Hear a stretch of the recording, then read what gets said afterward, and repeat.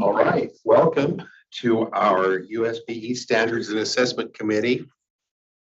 We are, all the board members and staff members are here, and we look forward to the agenda and the matters that we're going to have an opportunity to discuss and learn about.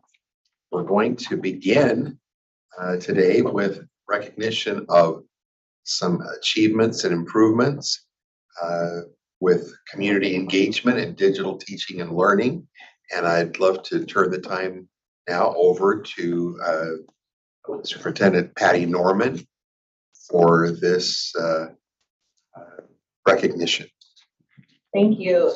Again, my favorite part of the meeting, starting out with the Utah State Board of Education is committed to the vision of upon completion, all Utah students are prepared to succeed and lead by having the knowledge and skills to learn, engage civically, and lead meaningful lives. To accomplish these goals, staff of the board are engaged in supporting the everyday work to achieve this goal and assisting the board to create equitable conditions for student success, advocating for necessary resources, developing policy, and providing effective oversight and support. This month, we highlight the work of the following area. And this is the work of DTL, and I want to have the staff that are online right now in Zoom go ahead and turn on your camera and give them a wave. We have Katie Dewey Hill, who's the Quality Instruction Coordinator. We have Rick Gaisford, Education Technology Specialist, Melanie Durfee, Digital Teaching and Learning Specialist, and Amber Wright, the Digital and Instructional Materials Specialist. Now, this incredible team makes up some of the folks with our digital that are implementing the digital teaching and learning grants. So let me tell you about those.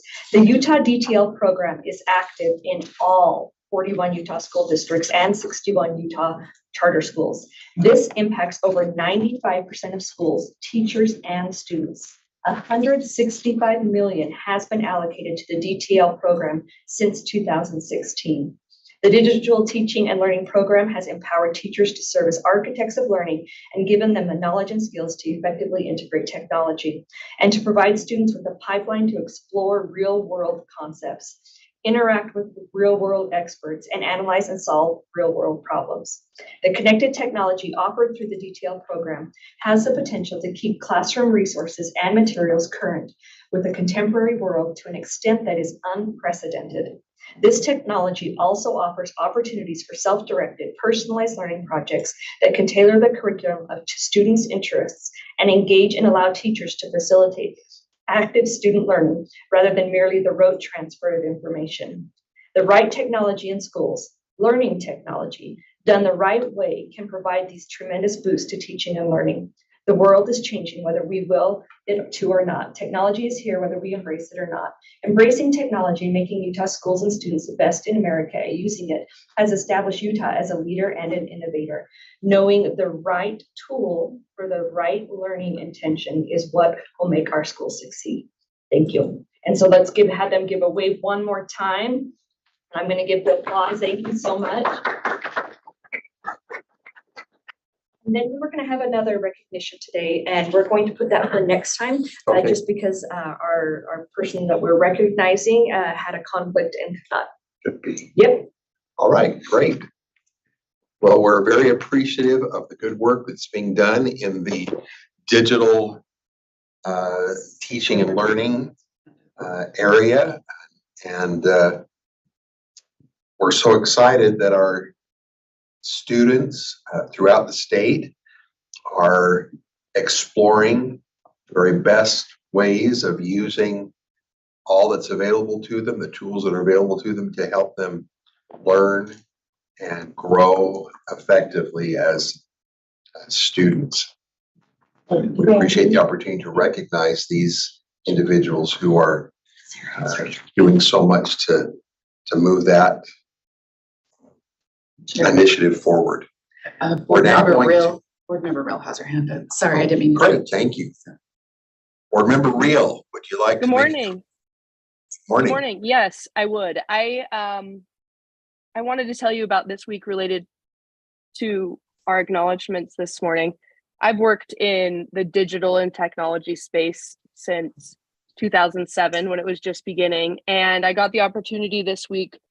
Member Earl came as well, and we went to Case Creek to learn about Superintendent Dixon was talking about this yesterday about different ways to integrate technology in the classroom without it being students staring at our screen, the things that we're worrying about with students. And we heard from an expert, from a nationwide expert, and a bunch of folks from Apple and Microsoft and IT people from around the state. And all they could tell me was how amazing Rick is and how lucky we are to have him. And I just wanted to share those notes because I do, working in the digital space and education for a long time, I hear about Rick all the time, and I know that we're very lucky to have him working for us. And all the things that he has done puts Utah on the map. And so I just wanted to add that to the acknowledgements.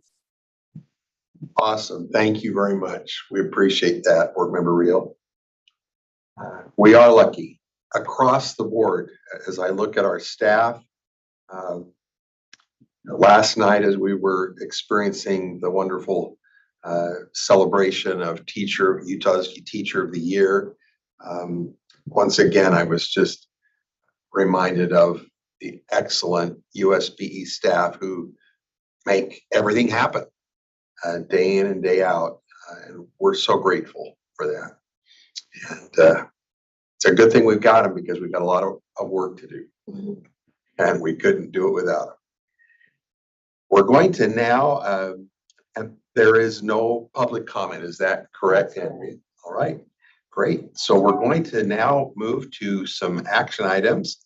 And I'm going to turn the meeting over to Vice Chair Green to walk us through 3 action items that we have on our agenda. Vice Chair Green. All right. Okay, we are on action item 3.3 on the agenda. And the recommended action is that the committee approve Daggett School District request for a waiver under R277-419-4 and forward to the board for approval. Do you have any discussion on that? I don't, I've reviewed through it, but we do have, I don't know if we have anybody that wants to speak to it here, but I would be ready to vote, but if we have I don't know if our guest wants to share anything. No? Well, it's the best thing that's happened to our community for years. This was, when I went to Daggett in '94, we were a 4-day school week back then, and then things happened and that was taken away. And then as soon as that door opened again, we did that again. That was initiated by a parent, came from parent input, and we did it, and it's been very, very successful for us.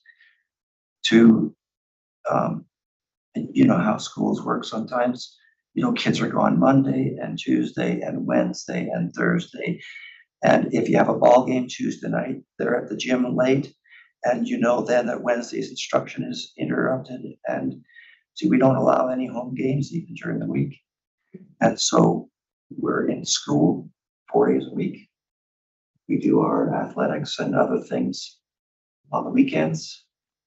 It has really, really helped us to manage that balance. We're clearly student athletes or activities or whatever that is. Now, I can't control state tournament, so I still have to go to the state tournament whenever it's scheduled. But the things that I can control, and those don't happen during instruction. Agree. Thank you very much. All right, anybody else? We also have their representative, Alan Staggs, online. I don't know if he wanted to speak to it at all also. Good morning. I would just echo everything Superintendent Northcott just said. It was created at parent request, and parents work well with us in planning all their appointments for Fridays. And so it's been beneficial to the students. It's been beneficial to the staff. It's been beneficial to the district. Thank you very much. Okay, there's no other discussion. Let me repeat the recommended action. We'll call for a vote. that- There is a hand up. Ashley Bill has her hand up, if you'd like to call her. Yes, Ashley, go ahead. Thank you. I just wanted to briefly note, the only thing about this waiver request that's slightly different than others is that we are just requesting that it retroactively apply to the last school year, so 2022 through 2023, just to correct, there was some an error in, you know, kind of accounting and things with coming out of the COVID exceptions. And so that's the only thing that's different about this waiver than other, you know, waivers of similar situation in the past. And I just wanted to make sure the committee was aware of that. Thank you. But they've been doing this for years. Is that right, Ashley? Yes, I think in my documentation, at least back through 2013, and then like indicated, I think there was a gap and then beyond that. Okay, thank you. Great. Okay. All right, so the recommendation is that the committee approve Daggett School District's request for a waiver under R277-419-4 and forward to the board for approval, making it retroactive to the 2022-2023 school year. All in favor? Aye. Yes. Aye.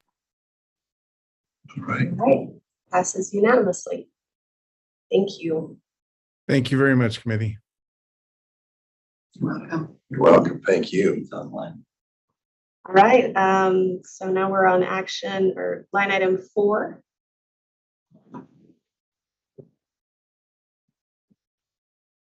And the recommended action is that the committee approve winter sports schools request for a waiver under R277-419-4 and forward to the board for approval. Do we have any discussion or? I'm just gonna say, I know a couple people that have used this down in Ogden area, and that it's been highly successful for these kids to be able to go to their full-time schooling during the summer months and then really focus on their expertise in their winter sports, whatever those may be. And that, I mean, you can see from the academic scores and such that these kids, despite the fact it's a shortened year, they're maintaining their academic levels. When you look at the ACT scores and other things. So I do think we might have someone online from there. Is that right? Yes, there's a representative online, and also Ashley Bill has her hand up, and so does member Klein. Okay, but test minor. Yes. All right, I need to see names. I have the names. Mrs. Beal, would you like to go ahead? Yes, thank you, Chair Green. So I just wanted to, again, briefly note, this will be the same situation as the previous waiver that we're asking to retroactively put it through the 2022-2023 school year. And then additionally, for the committee's consideration, I've talked with Tess Minor Farah, who is online. She's the, I believe, the principal of Winter Sports School.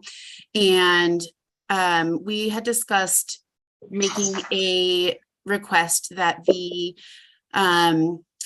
waiver extend for 5 years instead of the normal 3, because this was originally approved as a part of their charter. They've been operating under this modified schedule since their charter's inception. And as you can see by test scores and things like that, they're doing very well. And the board always, in our waiver agreements, we always include a provision that if they become concerned and the board wants to request more information on an annual basis, they can request an update. So the request would be to extend it for 5 years. All right, thank you. Member Klein. Yes, so this piqued my curiosity because I've never heard of the Winter Sports School, and I just thought that was such a neat idea, and I'm grateful that that it exists for those students that have other priorities for the winter time, and grateful that we provide that. Is that an online charter, or is there a physical location? And if so, where is that? If I may speak? Yes, please. Yes, we are a physical location. We are up in Park City, Utah, and we are a fully face-to-face program from April to November, 5 days a week. Our students are 8 to 3 and very busy. Awesome. Thank you. Wonderful. Thank you, Member Klein. Ms. Minor Farah, was there anything else you'd like to add? Just to say that we are incredibly grateful to be part of the Utah Charter School program system. We were 20 years a private school prior to making the transition over, and we've been able to increase the opportunity for students to participate in this kind of program considerably over those years. And we do consider ourselves a very special little school here. And sort of echoing what Superintendent Northcott said about Daggett School, we feel like our program offers our students that opportunity to be students and athletes during the off season, and provide an enormous benefit for them to be able to excel in both areas. And it has been a successful model, and so we appreciate it. May I ask how many students you have? We have 120 students, 118 this year. And that covers 4 grades, right? It's Correct. your 19th to the 12th, yeah. 9 through 12. Wonderful. Very good. All right. Well, seeing no other hands, I'll go ahead and read this action item again and we'll call a vote. The recommendation is that the committee approve winter sports schools request for a waiver under R277-419-4 and forward to the board for approval, making it retroactive to the 2022-2023 school year, with the waiver being applied for 5 years. All in favor? Aye. Aye. Board Member Klein is an aye. All right, that passes unanimously. Okay. Thank you very much. Thank you. You're welcome. Thanks for being here. All right, now we're going to go to the next action item.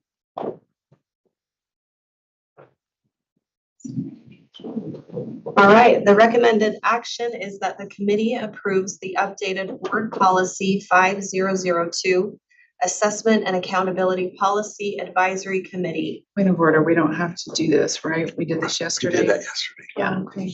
we All finished right. this yesterday, so Okay, so we're we're good, right? solid. Okay, not a problem. It was just if we needed. So, Okay, so we're good there. yes. Okay, so let's go to the next one.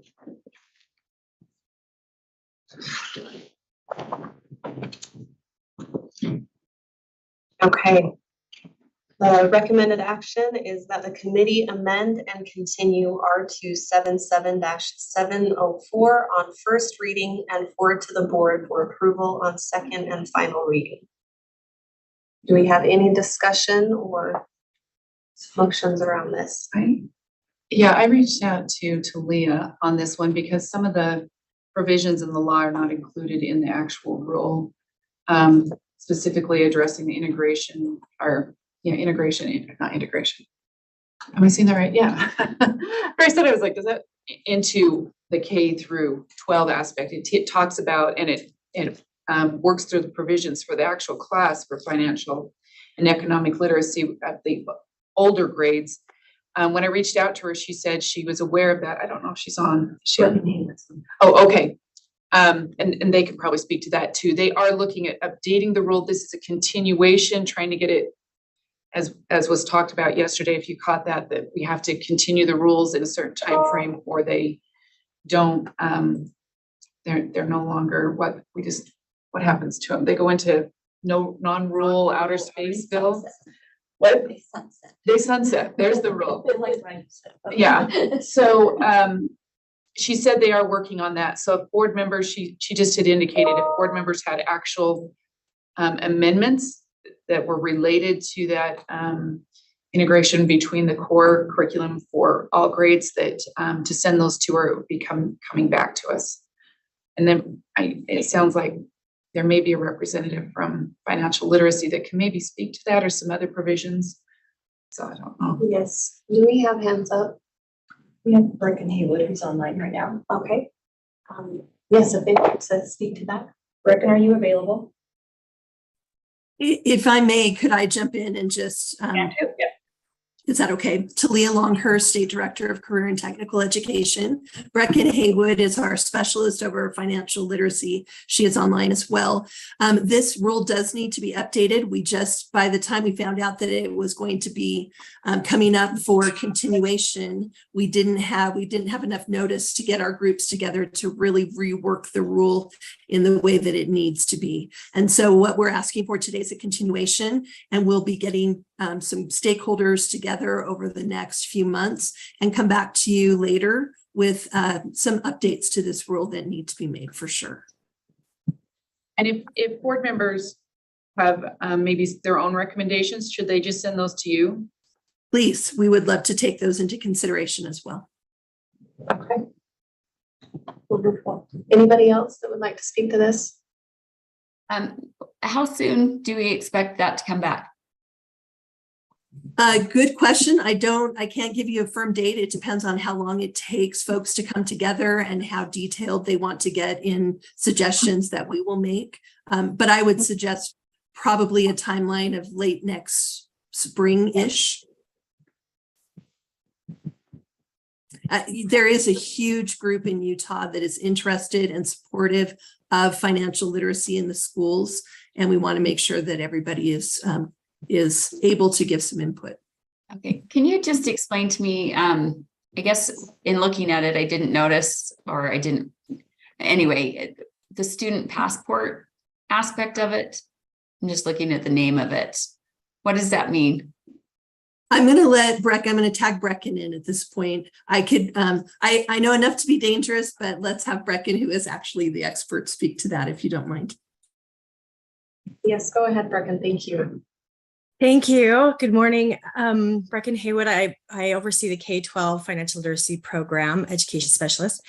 The passport program, the student passport program, was actually sunsetted probably about 4 or 5 years ago. It used to be a program where students could almost kind of like a little micro credential for students, where they could work on certain competencies and then pass them off, and then they received kind of a certificate or a passport for the items that they had learned throughout kind of the K through 12th grade realm or grade band. But it's no longer it's no longer being used, and so that will be one thing that we will be pulling out of the rule once we look at it and review the entire rule. So the name will change as well?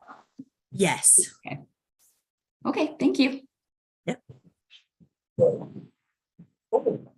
Anything else? Right. I don't. Okay, so the recommendation is that the committee amend and continue R277-704 on first reading and forward to the board for approval on second and final reading. All in favor, say aye. Aye. Aye. Aye. I'm an aye. Board Member Klein. Thank you. That passes unanimously. Thank you. All right. Thank you so much, Vice Chair Green, for conducting that business. We're now looking forward to discussion and some presentations on 3 critical areas within the standards and assessment area. First of all, looking forward to Darren Nielsen's presentation on assessment and accountability, giving us an update so that we can stay on top of the very fast pace that is being conducted throughout the state. Darren, would you like to take it away? I'd be glad to. I want to express my appreciation to the committee for giving me time on your agenda today to talk about the 2023 student achievement, some of our student achievement results. October, September, the seasons change, the leaves change, it gets cooler, and in education, this is the time of year we annually start reviewing the outcomes from our previous academic year's worth of instruction. Lots of us that would like to do that much earlier, and we're working towards that change permanently, but grateful for the time we have today as well. The other thing, anytime I talk to a group about statewide aggregate student achievement results, it's important to stop and think about where these come from, because these are massive data sets. We have over 600,000 students in the state of Utah, and we're going to look at them from a high level aggregate view, but each of these, this data represents individual experiences for each of our students. And there's a lot of diverse experiences that our students have. And I don't want to not honor their experiences by talking about things as a large group, but for today's purpose, we'll need to do that. It's important also to start out with, and I just put on my first slide here, remembering the purpose of statewide assessment. Assessment has always been part of the instructional process, and it's important for all of our learning, whether we're in a formal setting or whether we're taking private lessons or whether we're learning by ourselves. We need to have feedback about our progress and understand where we are in position to where we want to be. Statewide assessment, though, has a very specific purpose. And it's important for us to always understand that and not try to use assessments for purposes they're not designed. And you'll see here in code, you'll see the word program used on the second bullet. The real goal of statewide assessment, the reason the legislature funds it, is to be able to give our community, our education community, as well as our broader community, information about the success of our programs, educational programs. I like to think about it as we can use this data to determine the health of the education system. And so you have vital statistics that we use. If I go to the doctor, I get different vital statistics. They'll look, they'll track, they'll monitor. Last week, I took my youngest son, or my wife took my youngest son in for a checkup, and they compared his growth rate and weight and heart rate to the last time they met with him. So they get some longitudinal value, and there's some of that value for us in what we're going to talk about today. One thing the pandemic taught us in 2020, coming out of the pandemic in 2021, was really to understand, and this isn't, historically, this isn't something we typically would look at first, but looking at the participation of students in the data set is an important thing for us to consider and understand, because it can either contribute to our ability to make comparisons across time and across groups, or it can interfere with that. In 2021, our participation in our statewide assessments was suppressed significantly. So it made it very difficult for us to use the results in 2021 at the statewide aggregate level to make comparisons and draw conclusions to the previous year, where our participation rate was well above 95%.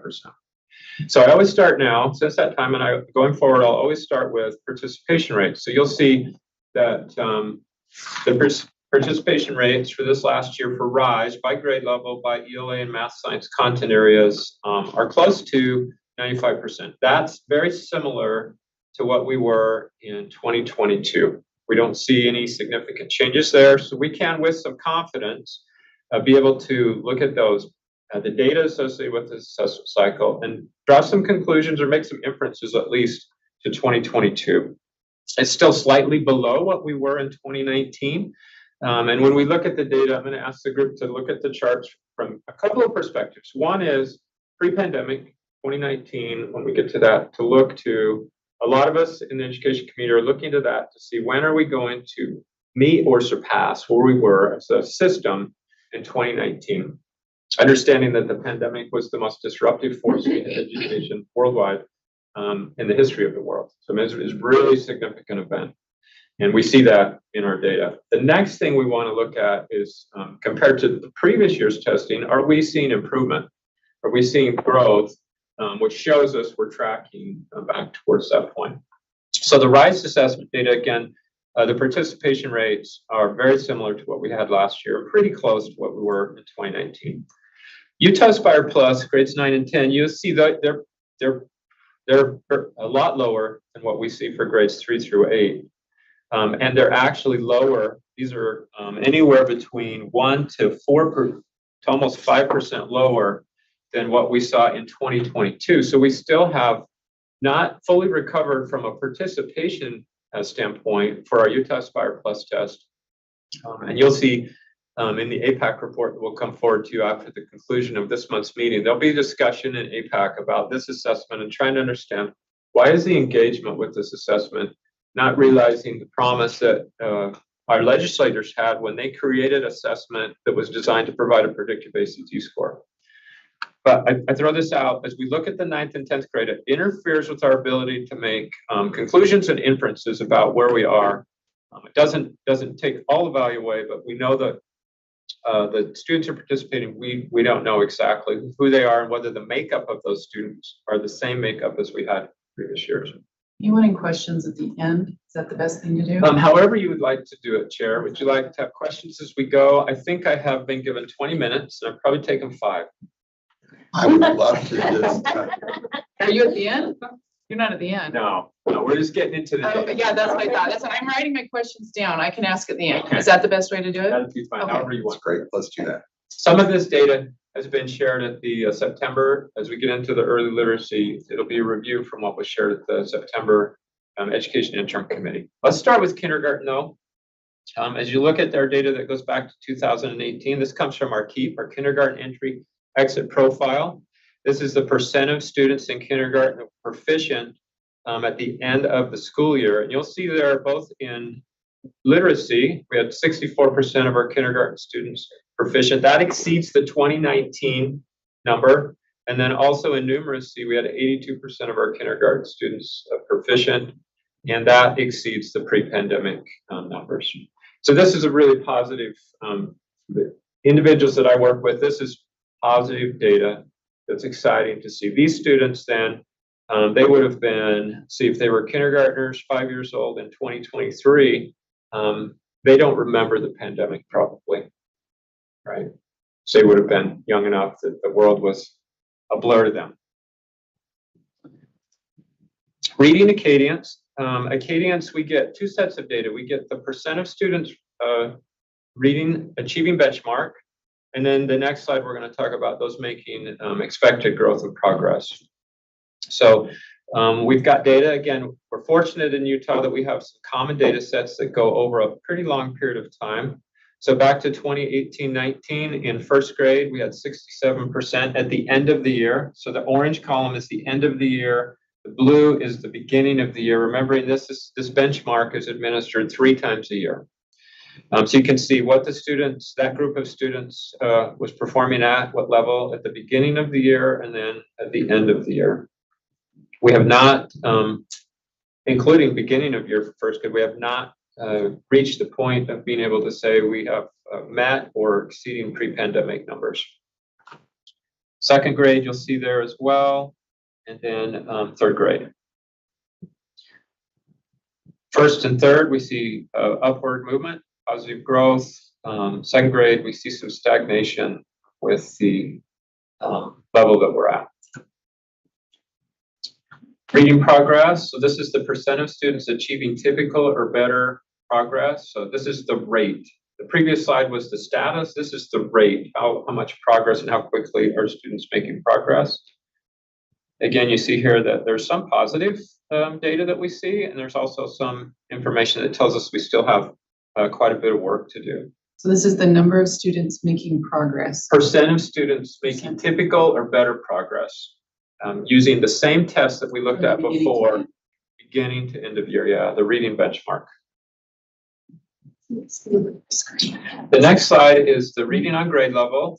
Unlike the information that was shared at the Education Interim Committee, where we focus solely on third grade, you'll see here we have that grades 1 through 3, which is on the school report card. That indicator is listed there, but then we've also broken it out by first, second, and third grade. What? Sorry, I missed the very first part of this. This is RISE test. This is using the benchmark assessment still for grades 1, 2, and 3. RISE test is administered in third grade, but in kindergarten, first, second, we don't administer that assessment. Right. So this is still using the same tool. That's a great point of clarification. Right now, we're still talking about the same tool, assessment tool, the Acadians reading benchmark assessments, and we're looking at the composite scores. Reading on grade level, we do a conversion to the Lexile score to determine the reading on grade level. So if you're to say, well, how can it be below the percent we showed of meeting benchmark?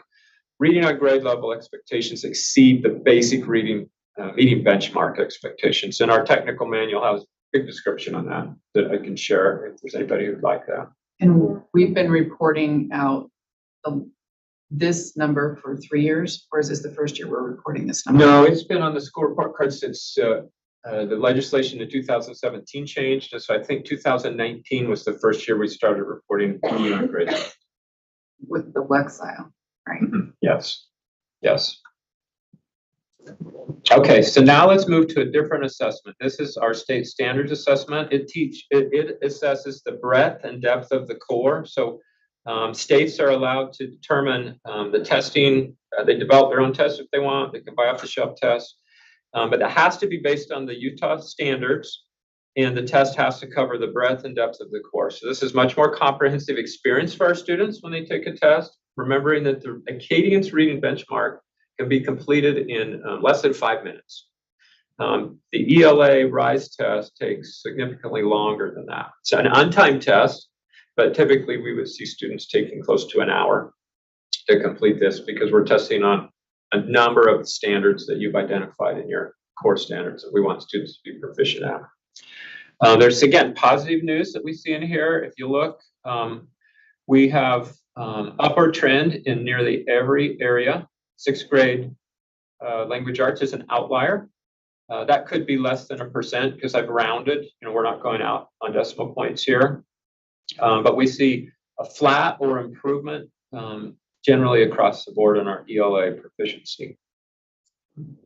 I'll let you look at that for a minute before I move it to the next slide. And this is norm referenced, right?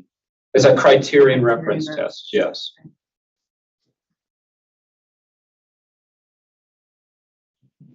And again, we're fortunate that we have some good longitudinal, we haven't changed the assessment during that period of time. As you know, the language arts standards have been changed by the board. And so in 2 years, we'll have new assessment that will be aligned to those standards. And it's likely, it's not for sure, we'll go through a standards setting process, but it's likely we'll have a new baseline that we'll start at that point. Okay, I'm going to move on. Mathematics, again, we're still with the RISE test. For our mathematics core, we see upward trends or flat scores across the board. And we see that 4th grade has returned to match pre-pandemic levels. And we see that we still have work to do across the board. But I don't want to underestimate how impactful the pandemic was to have across the country data impacted the way that it was. It's just such a profound interruption to our system. Science. You saw a presentation yesterday on science and the good work that we have going on there. We'll look at the 9th and 10th grade science specifically. They had combined, those staff members had combined all the science scores into one category, but you'll see here a significant upward trends in 4th grade, in 5th grade. You'll see flat scores in 6th and 7th and a slight dip. Again, it's probably a fraction of a percent in grade 8. And remember from our participation data we looked at before, we can with some confidence make some inferences because our participation population is very similar, right? We didn't take certain groups of students and take them out of the pool and then try to make comparisons to what we had before. Okay, I'm going to move on to the 9th and 10th grade, Utah Aspire Plus. And this is a relatively new test. So 2019 is actually the first year this test was administered statewide, and our participation rate in 2019 was close to 97%. And this year we are in the low 80% participation rate. So it would be very unwise to draw conclusions compared to the 2019 data, recognizing we have a lot of students missing, from that data set. But nonetheless, I want to show this. Science, again, you see the upward trend there that was highlighted yesterday. The other thing, we're going to get to our ACT 11th grade. And remember, this assessment is a predictor. It's designed to be a predictor for ACT test, which we administered to 11th grade, which is in 2 slides. So we'll go to 10th grade. Again, you see the same kind of upward momentum that you would have discussed yesterday with science. as we were highlighting the science program. And then it gets very, very difficult and unwise to draw conclusions or make inferences because of the disruption to our tested population. But it's still a data point, still gives us information about our system, and it still can direct us to additional questions and investigation that we can take. And you're referring to year 2021? 20, Being careful to. well, 2019, the participation rate across our state for this particular series of assessments, Utah Aspire Plus, was again close to 97%. And in 2021, 2022, 2023, it's in the mid to low 80%. So we're considering we have about 50,000 students per grade level. We have a pretty significant number of students who are not present in the tested population here. So I'm trying to, can I ask a question? You can't ask me all along, I'm sorry. I'm just trying to understand this. We keep harping on the participation, but are we saying that certain students, I'm just trying to understand, we have certain students, are we saying our higher level students are the only ones not taking out of that 20% that are not there? No, that's the challenge. Or it's a We don't very- know. Yeah. We so don't that- know. If we knew who was present, what student Yeah. was present and not present, we could do some statistical or psychometric work to figure out how to make more sense of the data, but we don't know. But we They're do selected. know who is present of that 80, right? Of the 97 and of the 80, we know who's present. So we can draw a correlation there. Is that an accurate statement? You can draw some, but again, you have less confidence in it than you would if you had the larger data set. Right. If you had 100%, you could guarantee you were doing, right? But I mean, right, but even based on what we have, though, we can make some assumptions about that, right? I mean, it's a number, we're not talking 50 kids, we're talking thousands and thousands of kids, right? So I'm just trying to understand in my mind so that we're not, it's still worth looking at, right? That's what I'm saying. I guess in my mind, I'm like, it's still worth looking at. We don't want to say because we had a 20% non-participation rate that the 80% doesn't have value, because it does. Correct. Right. And Okay. that's a great point. That's why I've included the slides, so we wouldn't Right, just discount it. It's just something we should be thoughtful and aware of, that difference. Are we having a discussion of who's not participating and why? Is there a lack of value in this Aspire Plus? Do you see what I'm saying? Are they not participating because they think, well, Aspire Plus really isn't a value add as a student, as a parent, as an educator? Yeah. Or we maybe don't know that. Well, I don't know that we know it, but it is on the agenda for the October APAC meeting. And I got it on my calendar. Yeah, where we're gonna try to get some discussion and Okay. figure out what's going on and what actions the board can take around that. Okay, because we still, the only reason why I'm bringing that up is we do have an 80% attendance or participation, so we still have valuable information. Yeah. So, Me bringing up participation is not me trying to make some type of an indictment on parental exclusion. So I just want to be clear that too. It's just a point that we should be aware of as we consider data. well, I was just trying to figure out if it was maybe kids at risk that were not taking the test, or if it was our higher performing. Do you see what I'm saying? Because that would impact the outcome, right? Yeah. But we're saying we don't know, and it would be a mix. That's what I Well, was. yeah, we don't know. I can tell you in my community where I live in Cache, there's 4 high schools. Most of the high schools' participation rate in this test is about 85%. One of the high schools is much lower than that. I think it's around 50%. That's one of the most affluent parts of our community, which typically those students from those communities perform very well on criterion reference assessments. Okay.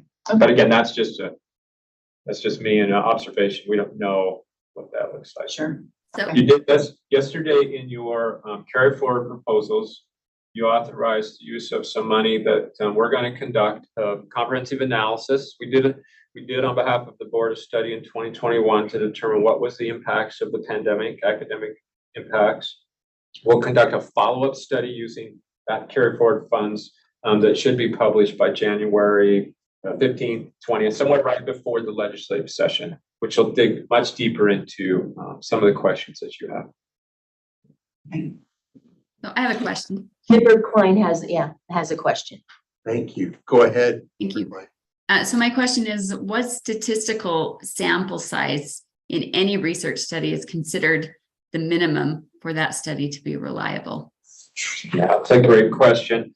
And I don't know the answer to that, but I know it's not so much about the size, because I'll use the example of the NAEP test, which the NAEP test, when we look at the results for the NAEP test, that's really, for our state, that's really only about 3,000 students. And it gets a lot of press, and there's a lot of money that goes into organizing that. The difference there and here is the sampling for the NAEP is done very strategically. So if you've been involved in a school where the NAEP you've been selected for the NAEP, that's been done through a process that occurs at the NAEP level to make sure that they always have the same number of students from different student groups and different socioeconomic variables that allows them to have confidence that over the long period of testing, even though it's, to your point, board member Klein, it's different students every year anyway, that they've taken strategic steps to make sure the sampling is done in a way that students are represented equally across those assessment cycles. Okay. So it sounds to me like we still have an 80% plus sample size, so we can have confidence in this data. Yes, yeah, we can have, it does mean like board member Earl said, it does have value, and that's the reason we would definitely want to look at it. It's the reason schools are looking at it. Participation or the sampling of the students who are part of that group just needs to be a consideration as you make determinations about the meaning of that. Okay. Betcha, let's go on to ACT 11th. Oh, Can I just sorry. ask one more question? Please, go ahead. So NAEP is only 3,000 students. Sampling for the NAEP, you said, is very selective. What are the selection criteria for the NAEP? I can provide that to you in an email. Angela Battaglia and to the group, I can provide that information of how they do the sampling. I'm not an expert in that, but I can get that information to you, board member Klein, if you'd like. Thank you. Just make a note so I don't forget.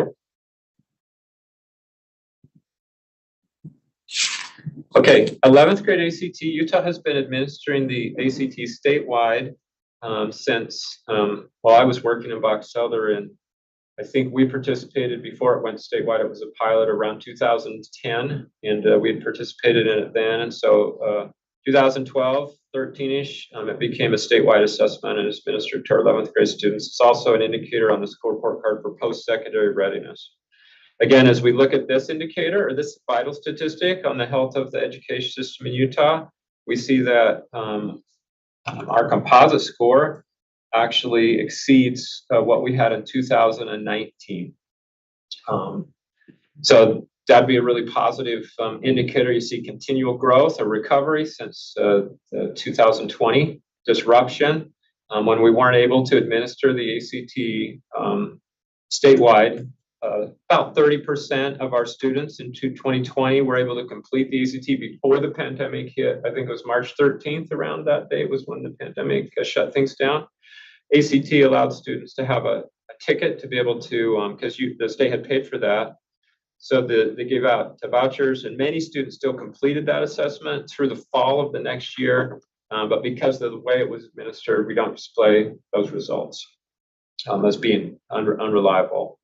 What's the standard deviation? Do you have any idea on this? Like, what's the point? Variable? Okay. I don't know that off the top of my head. Because I mean, we're talking tenths of a percent, right? Yeah. We went up from 19.8, 19.6, 19.7, 19.9, and if the standard deviation's like 0.5, then they're all within the same. I mean, it really is a straight line, even though right. One thing to remember on the ACT, the scale is pretty narrow. It's technically 1 to 36. We don't see students get a 1. So generally 10-ish, 11 would be the lowest scores we see. So the scale is much narrower. So I can get that information for you as well.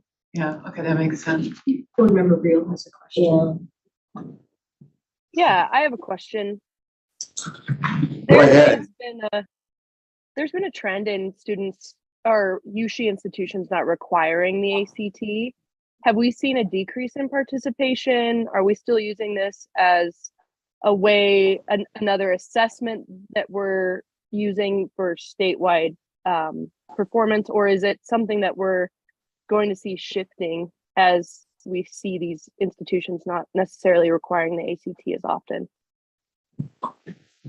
Chair, please go ahead. Steph. Yes, Board Member Reel, you're correct that there has been, especially since 2020, there's been, I just call them the winds of change, and they've blown both directions. We've seen immediately following the pandemic, we saw a number of institutions, higher ed institutions, shift away from the ACT or SAT for either admissions or scholarship criteria decision making. And then we've also seen some of those have maintained that position, and then some have returned to some previous practices for using these. As far as this test, this is required by state legislature, and it is included in the school accountability for our high schools under the post-secondary readiness indicator. So this one carries some significance for our schools, and you'll see that many high schools across the state actually put emphasis on ACT preparation activities, in understanding that this will reflect on the, again, the health or the programs in their school setting. And I would say a rule we passed yesterday, which entailed the scholarship students, homeschool students in private school, right, with assessments. This is probably one of those tests that they are interested in taking, and they can take that through the school. Is that an accurate statement? Because I've known people that have done the homeschooling or in some other entity, and they've wanted to engage, so that rule established the criteria for doing that, or the, you know. The process directs the district to have a local policy. You're correct. Would you say that the ACT is the primary one, or do you know? The ACT is the one that I deal with the most in terms of, I have very little interaction with parents who provide homeschooling or private schooling to their kids. But in my 6 years with the state board, I've had, I think, at least 3 calls from parents in that setting that we're trying to work through the process with their district to make sure their student can participate in the ACT. The other thing that was interesting during the pandemic, we had parents from other states bringing students here to take tests because their states had shut down. Which is was just an anomaly. Like, the first call I got on that, I never would have imagined I would have a call like that. Probably a good thing we did have a process established, right, and stuff. Okay. Yeah. Thank you. And Board Member Klein, I see. Yes, please go ahead. You're muted. Just wanted to clarify, did you say that the ACT is required for graduation? No. It's part of the post-secondary indicator in the school accountability system. So it's weighted in the school accountability system for high schools. It's not required test for students to graduate. Great question. Okay, so tell me again what the participation rates are for the ACT currently. Yeah, so that's interesting because the ACT is administered differently than the way we administer the RISE and the Utah Aspire Plus. We're not required to, a student is not required to indicate whether they're going to take it, and if they're not going to take it, why they're not going to take it. So we don't track participation rates. We don't have a system that tracks it. What we can do, though, is we take the flat file that we send ACT that orders the test. We send that to them in December, and we can compare it with the students' records that took the test. When we've done that in the past, that's generally about 93, 92% of the students eligible for the ACT, the best we can tell, participate or take the ACT.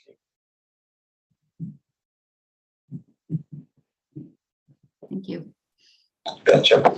So we have the 11th grade ACT, and the other ACT data that you'll see reported nationally, and our board will, if you guys on your behalf will release a press release on this, is the graduating cohort. So there are about 13 states across the country that administer the ACT to all of the students in their state or make it part of their school day. So as we go back to talking about sample sizes and making comparisons, you have states on the East Coast that maybe they have a very select number of students who all take the ACT on their own dollar and dime, and they only take it because it's going to serve a certain purpose for them. Making comparisons on the composite score, the college readiness benchmarks to those states, you can see how that would be erroneous, or wouldn't add much value to us. So when we look at Utah in comparison to other states that administer the test to at least 90% of their students, Utah has had, and I've got a note at the bottom of the slide. Right now, the 2023 graduating cohort results are quarantined, so we can't speak about those. So I've got the slide from last year until October 11th. Utah's had the highest average composite score and the highest percentage of students meeting each of the benchmarks. So the ACT test has the reading, language arts, math, and science. Each of those subtests has a benchmark that's been established that ACT has decided this through analysis and research. This is the score you need to get on this subtest to have a 80% likelihood or a 70% likelihood of getting a B grade or higher when you get into college. That's what it means when we say meeting these college benchmarks. Utah in 2022, and I don't know why that would change. I don't have any reason to believe that will change in 2023. This is, again, something of the full data set as we try to make sense of as much information as we can. This is something that shows positive indicators towards the health of Utah's education system. How many states are included in that?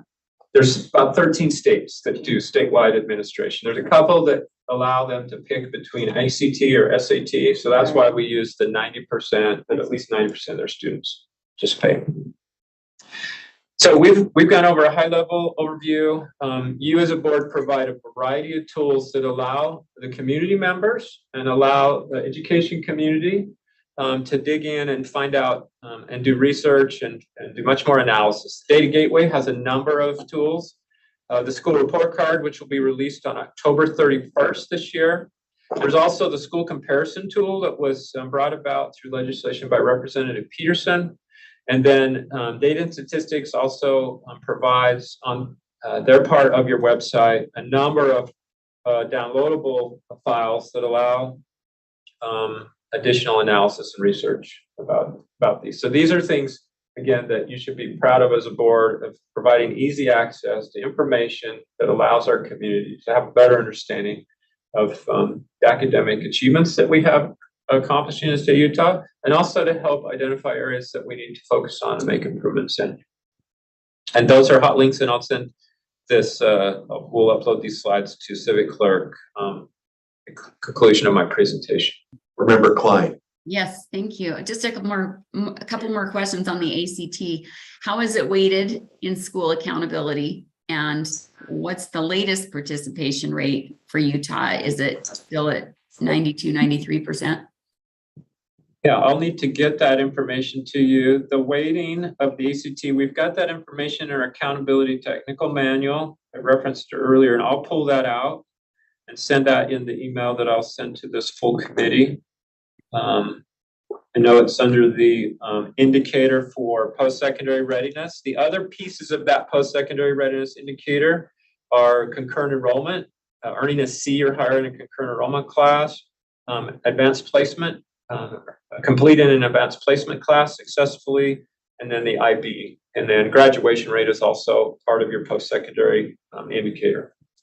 So we try to bring in a few multiple data points to give the community a better picture of the strengths and weaknesses of their neighborhood schools. Okay. Can you break those out for us? Those different indicators?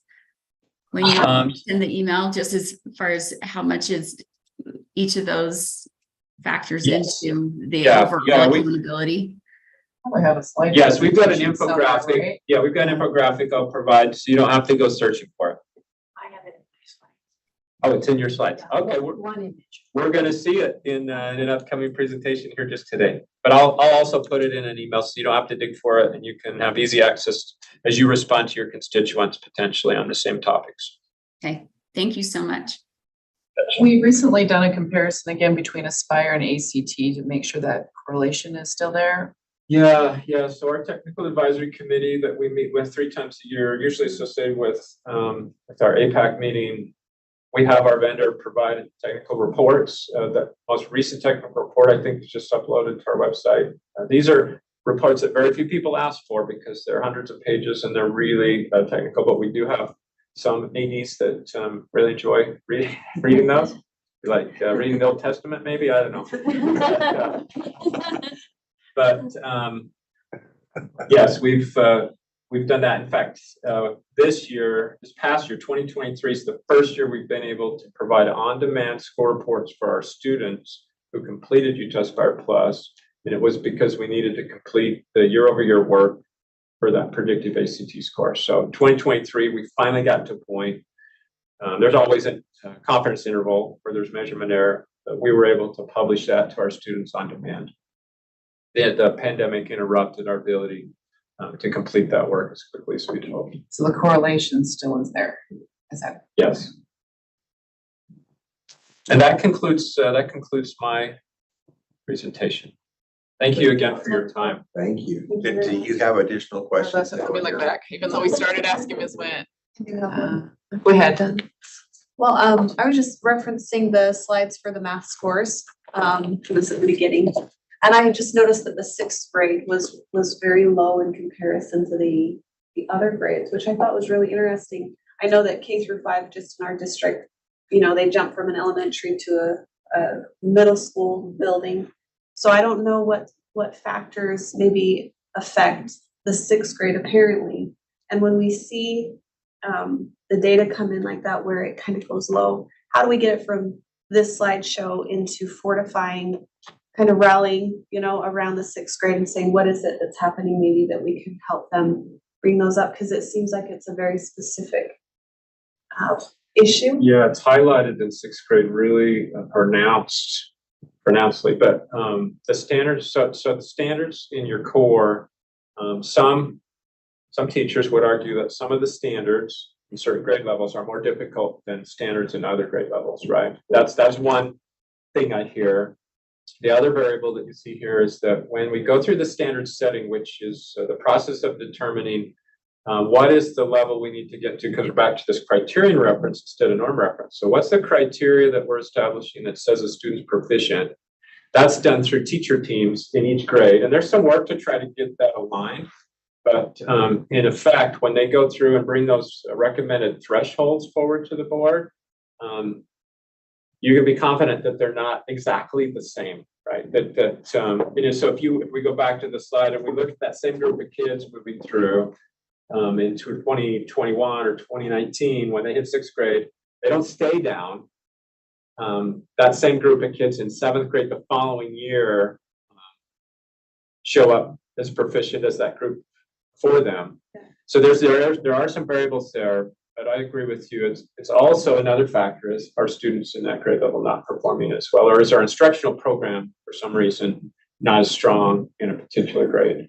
That exists. It just happens in sixth grade. Yeah. I think there's a lot of change there too, just There for is. kids. So Yeah. And I think you, maybe that's what you were trying to get at, is going from an elementary to a middle school versus, right? Is there some jump or change in measuring that out? Does that make sense? Yeah. Or is it that something more instructional or assessment? Yeah, I don't know about, when I worked at Buck Southern, we used the middle philosophy. So we were configured K5, 6, 7, 8, 9, and then 10, 12 in the high school. Not all districts are that way. And the reason the district did it at that time was that same thing. We've got these kids, and we're going into multiple teachers in a day. That's a whole different way to manage things and to deal with the world. And so they separated the 6th and 7th and tried to put structures in place to support that other part of the transition. And I did answer my question. Okay. They were all, I went back and looked at the ones I wrote down. They had to do with the opt-out. Is it the same people? Is it, there's still value in the 80%? It was just, and then ended up asking that. And then just asking about Aspire, do people see it as relevant? Are they opting out, or are they just not taking it? Just asked a couple of questions there. I think you kind of. Yeah, the Aspire is the test that I get the most concerns raised to me through phone calls from community members. And I don't hear from a lot. You hear from way more community members than I do, other than my neighborhood, but my relatives. But there are people who will call me who are associated with trust lands or community councils. I had the chair of a community council at a high school call me and express concerns about the Utah Fire Plus, and we're making decisions about the funding based on this test, and lots of kids don't want to take it. Teachers don't find it. This is one person. Teachers don't find it as valuable because it's an end of year instead of an end of course test. So they don't feel as connected to it as a teacher. But we'll have more discussion. It definitely is something that we as staff expect to come to the board with some recommendations in the coming months about what to do, because the problem seems to persist. There is a question just with the reading, with using the Lexile. I only because I just heard this over the last month from just a number of schools that are they're wondering what they're measuring, and when I mean that, it's like, Acadians, do I report this out as the score for the kids, or is the 70 something else? Is it this Lexile that we're shooting for versus the Acadians? And I don't know if there's maybe some way of bridging that. I don't know if it's a misunderstanding or what it is, but there seemed to be some frustration over understanding what is it we're reporting out, what is it we're required to, what does the 70% really mean, and how do we know when we've met that or exceeded it? So there were just some questions around that, and maybe you've already been fielding that a little bit. Yeah, we've been working with a few LAs. What triggered that was, it's not typical for the state board to release a list of ranks, like of schools ranked. Because of education interim requesting that, not being done in a public meeting, and we felt it would be wise to give LEAs a heads up on that. And that ranking, I think, is what created some shockwaves and drew attention to something that's been in place since 2019. But because reading on grade level is not a weighted factor on the school accountability system, it's on the school report card, the dashboard, but it doesn't affect the ratings or determinations for additional resources or other things. It had flown my definition, it had flown under the radar for a lot of people, not really intended. And do you think because we've been reporting to parents their Acadians score, or at least that's what it sounded like to me, districts were reporting the students' Acadian score, meaning where they were typical or, whatever that was, that then when you put the Lexile in, it changes the dynamics of that a little bit when they're reporting to parents. That was the part I think people were like, what do we report out? And now it's different than what we were doing. And then do parents understand the Lexile? So I was trying to make sure that a parent would be able to understand whatever information they're given and how they can benefit from it and help their student as well as the educator themselves. So and maybe there's a little work around that. I just sharing what I heard over the last month. So, and you're right, it's probably been there. We didn't know till that was really, really relevant, right? So. Just wanted to check board members Klein and Reel. Do either of you have any additional questions? Yes. I do not. Okay, thank you. Go ahead. So, I just have a question. In your department, Darren, do you have upcoming initiatives? What would you say your main 3 initiatives are regarding assessments, like centered on assessments? What's your department's 3 main initiatives that are forthcoming? That's a great question. We're going to complete the study on from the 2021 to the 2023 and try to get much more detailed information to you as a board of how is the state recovering, including student groups, outlier schools that are positive outliers. And again, try to surface information about what are the aspects of these positive outliers that we can spread broader across the state. So that's certainly a high priority. I have one goal that I require all my staff to have in our UPM system, common goal, and that is to provide highly reliable and effective statewide assessments. So my staff's always, our most important initiative is working with our vendors to make sure that we're delivering assessments on behalf of the State Board of Education, and the legislature has articulated those in code in the way that they're supposed to be done, that they're high quality work. With the adoption of the ELA standards, We have a lot of item development because Utah, and this is something I'm proud of. I hope that each of you are, that in Utah, we have a custom built, we create our own assessment.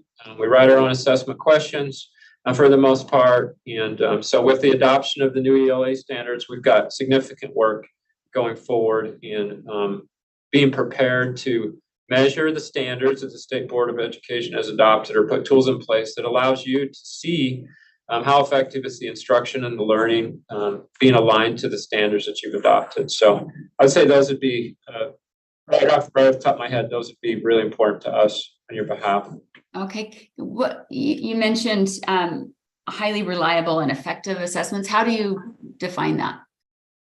Yes, the technical manual that I mentioned earlier, we've got psychometric properties that we need to make sure are in place. A good example of this would be, I mentioned earlier that assessment's part of the learning cycle system everywhere. I use that in my home, I use it in my professional life, and then certainly in schools. These large-scale assessments, because decisions get made about resources, you as a board make decisions about who's in need of additional resources and who are we going to recognize, like the Blue Ribbon schools that were recognized yesterday. That's based off of these large scale assessments and the outcomes that their students have on those. We need to be able to, staff needs to be able to stand before the board and before the entire public. The U.S. Department of Education, through a peer review process, requires us to show the technical soundness of our assessments. And those things are described in our technical manuals that we publish annually about performance all the way down to each item that we test. We look at the performance of that item, and that if that item doesn't perform in a psychometrically sound way, decisions are made to throw those items out. Versus a classroom, I can write assessments myself, and I don't really get into the technical soundness of those assessment items. I'm just making decisions. This is going to give me what I need from my students. And the decisions that I make are in some ways much less high stakes. In other ways, they're more high stakes because as a teacher, I'm working with an individual student and I'm making decisions about that student, what I'm going to do for them next to help them continue to progress. Okay. Thank you for that. I appreciate that. As far as how the assessments are structured, what percentage would you say of the questions are, or even the assessments as a whole, would be assessments for learning versus assessments of learning versus assessments to inform instruction? Yeah. So the large scale assessments are RISE Summative, our Utah Aspire Plus Summative, and the ACT are all designed to measure learning. So they would be assessments to the way you define it. Those would be assessments of learning, because then you as policymakers and the state legislature's policymakers make determinations about programs based on the outcomes from those results. You have, as a board, though, created a number of tools that go along with those: our RISE benchmark assessments, the RISE interim assessments, Utah Compose, the UTIPS tool, where we took the Utah Core Standard benchmark test out of Utah Aspire Plus and placed there. Those assessments are ones that you've, under the direction of the board, have been created, funded through the legislature, and are available for learning. So those types of assessments are for learning. It's important, though, to understand it's how they're used, though, also determines. So I could take one of those for learning assessments, and if I make judgments about it that are summative, that are final decisions, then I'm using that same tool as a of learning rather than a for learning. So it's how they're used is also something to consider when we look at an assessment item or we look at an assessment tool. And did you mention the to inform instruction? Like how much of it or what tests are used, assessments are used to inform instruction? Yeah, so the RISE benchmark assessments, those assessments are all short testlets. Teachers can see the test questions. Teachers can see individual student response. They can display them on their board. They can work with students individually. Those are designed for learning and to support instructional decisions on the fly. One former board member used to call those productivity tools, teacher productivity tools, because it saved her having to go through the work with her colleagues to create these highly reliable items that are aligned with the core standards. They could use those in their instructional programs during the day. Okay. One more question on if you could just clarify again how you're measuring in terms of reading on grade level. I thought Lexile was a measurement of book difficulty and complexity. Yeah, and I'm going to send you, well, full committee members, the information out of our technical manual. I'll give you a high-level response, but you'll want to read. It's going to be about 2.5 pages of text with some graphic images. We take their composite score, the student's composite score on their reading benchmark assessment. For reading on grade level, it's typically the end of year composite score.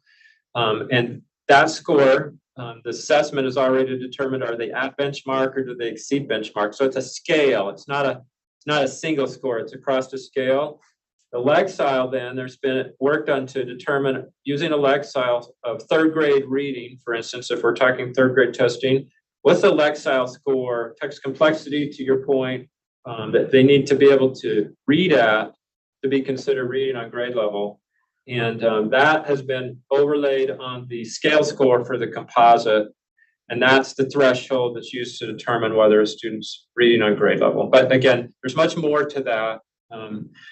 That I hope anybody listening can find that in our technical manual, which is available on our website as well. But for the committee, I'll send that to you in an email. Okay, and then I do have one more. I just thought of as far as we are assessing kids on their ability to read. Do any of the assessments measure their level of comprehension of what they're reading? Yeah. So the RISE, when we bring in the RISE test, so the benchmark test does have what's called a DAISE. It has a comprehension piece, but remember that test is a screener test that is pretty brief. So again, less than 5 minutes for a student to complete it.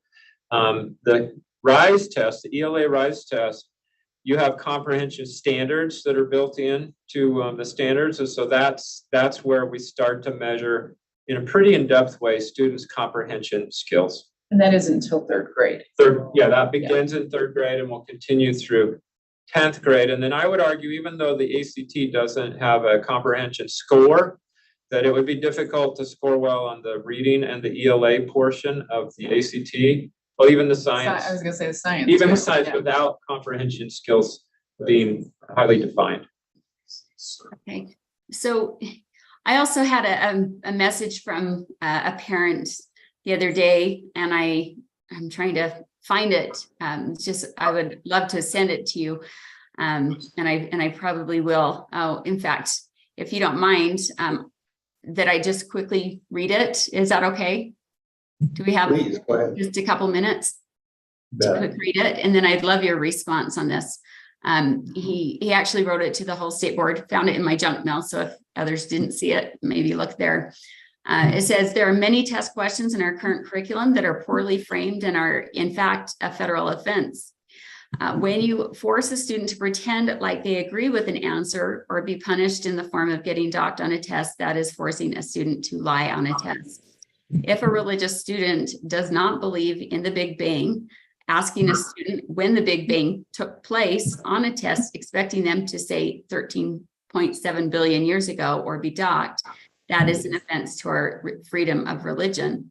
Students should not be forced to pretend and act like they believe in the curriculum. They deserve the right to disagree.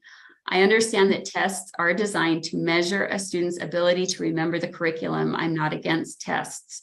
You can teach a student curriculum and test them on their knowledge about it without forcing them to act like they agree and infringing on their rights. Instead of asking a question like, when did the Big Bang happen? A question can be reframed to, when does NASA claim the Big Bang took place? Listing a source. When you do this, it allows the student to separate themselves from the answer. I can say NASA claims the Big Bang took place 13.7 billion years ago without personally believing in the Big Bang In another example, as I understand it, gas expands in a vacuum chamber. When you break the seal, gas rushes in and goes everywhere. It doesn't clump together. Yet NASA claims stars are formed by gas molecules clumping together in the vacuum of space so dense that it causes an explosion that turns into a star. If a test question asks me how stars are formed on a Scantron, that doesn't allow me room to disagree with the answer. I am forced to act like I agree with the expected answer or be docked. If you simply rephrase the question to how does NASA claim stars are formed, that allows me room to disagree and have my own opinions, yet still reflect my understanding of the curriculum. Please protect our freedom in religion and our right to have our own opinions by reframing the way test questions are asked. Thank you. So I would just ask that that be taken into consideration, because I have had a number of parents talk to me about these kind of issues.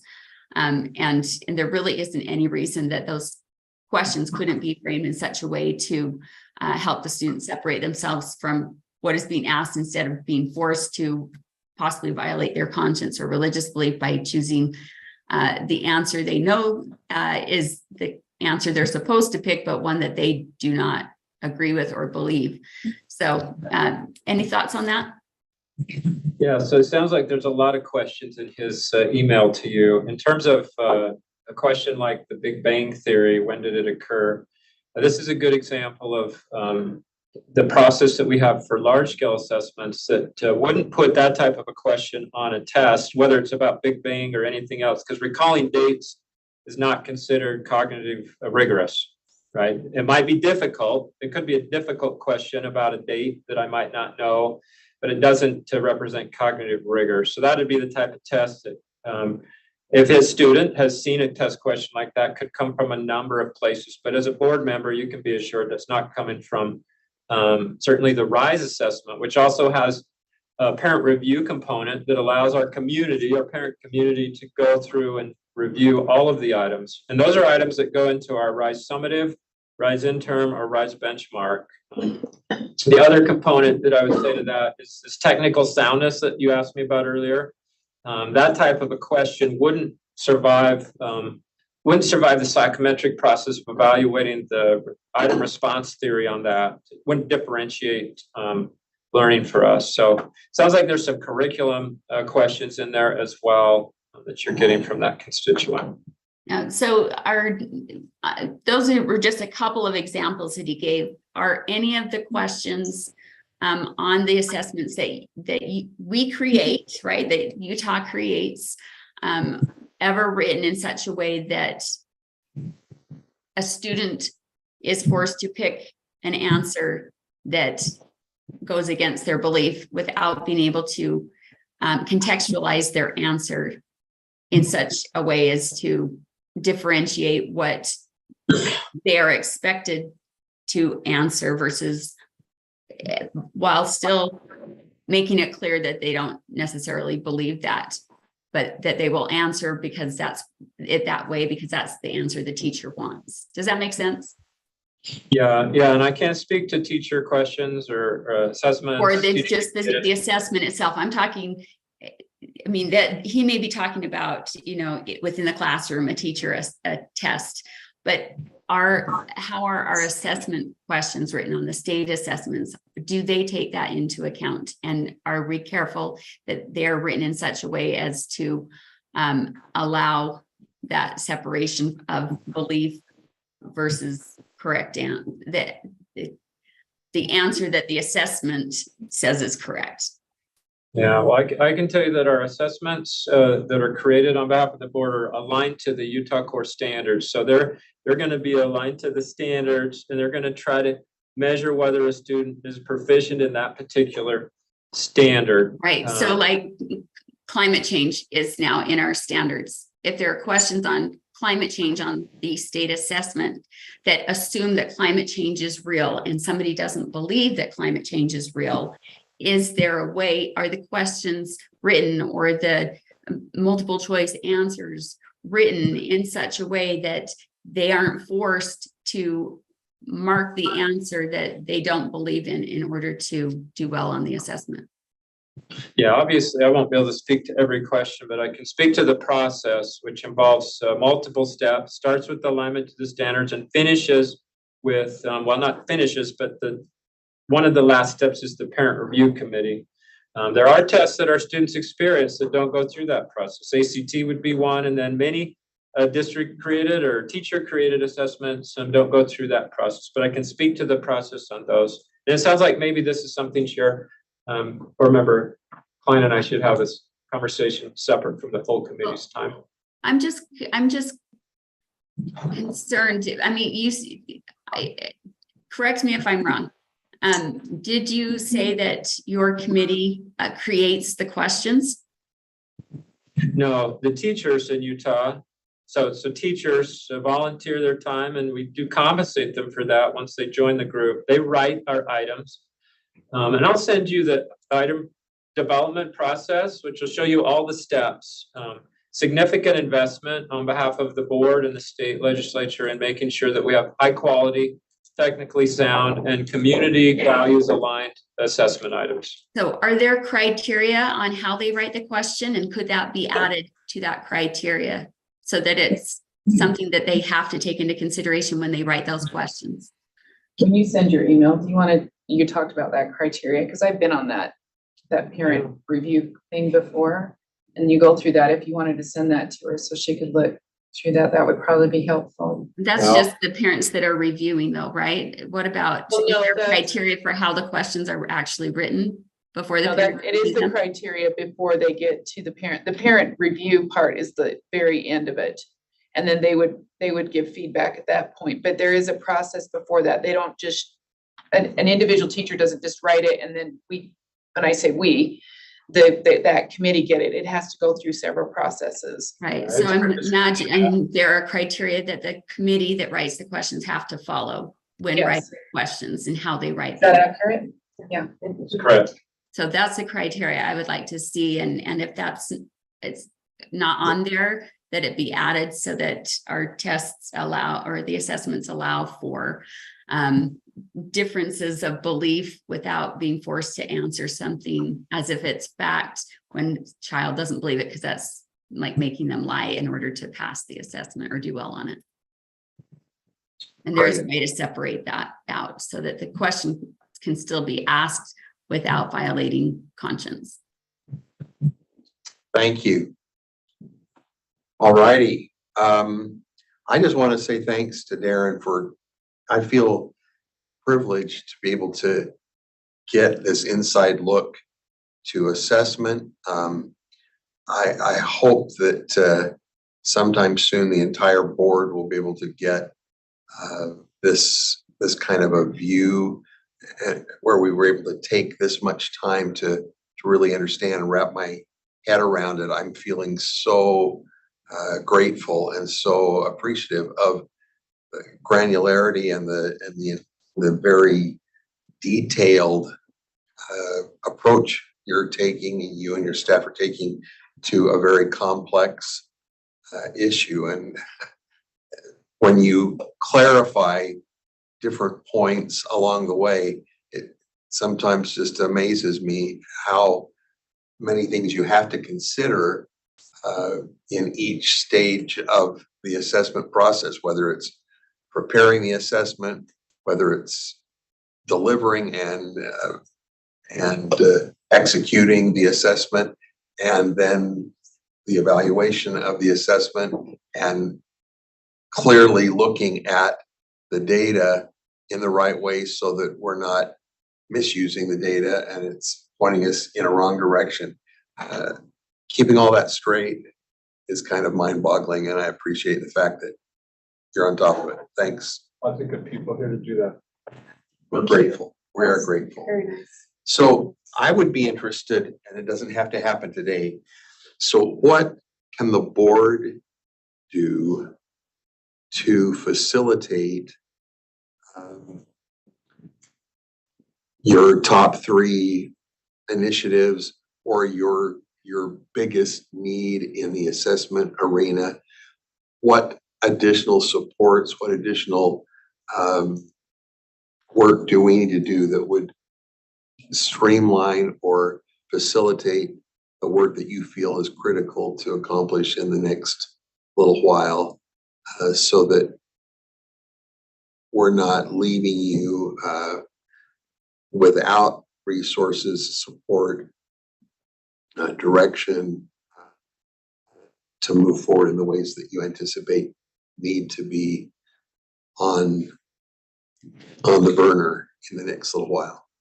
And if you're not prepared to answer that right now, we'd appreciate some thought on that so that we can step up and do what we need to do in order to allow you to do what you need to do Well, effectively. I have a pretty quick answer. I feel fully supported. Our team feels fully supported by the Board of Education, and we don't have any, when we meet, we're doing our work. We don't have any discussions about, well, only the board would do this for us, or only we could get these resources. The Care Forward proposals that were approved yesterday is a great example. There's money in there for additional item development that will go into some of the items that will be for learning, items for learning through the system, help support the standards adoption, the research that we need to do to try to be able to help you provide answers to the community. So we felt fully supported, both as a team and as individually, I do. Good. That's great. Thank you so much. Appreciate your presentation today. All right, let's move on to our special education update. Good morning, committee. Welcome. Thank you. Thank you for having us. I'm Leah Voorhees. I'm the Assistant Superintendent of Student Support and State Director of Special Education, and I will be co-presenting with. Hi, good morning. Thank you for having us today. I'm Kim Fratto. I'm the Director of Special Education Programs at the Utah State Board of Education. So I am usually the person that talks to you about the special education issues, but I'm not the person behind all the work. So Kim and I would like to share with you an overview of the work that we do here at the State Board of Education, but more importantly, that teachers and administrators do in order to ensure a couple things. In order to ensure that,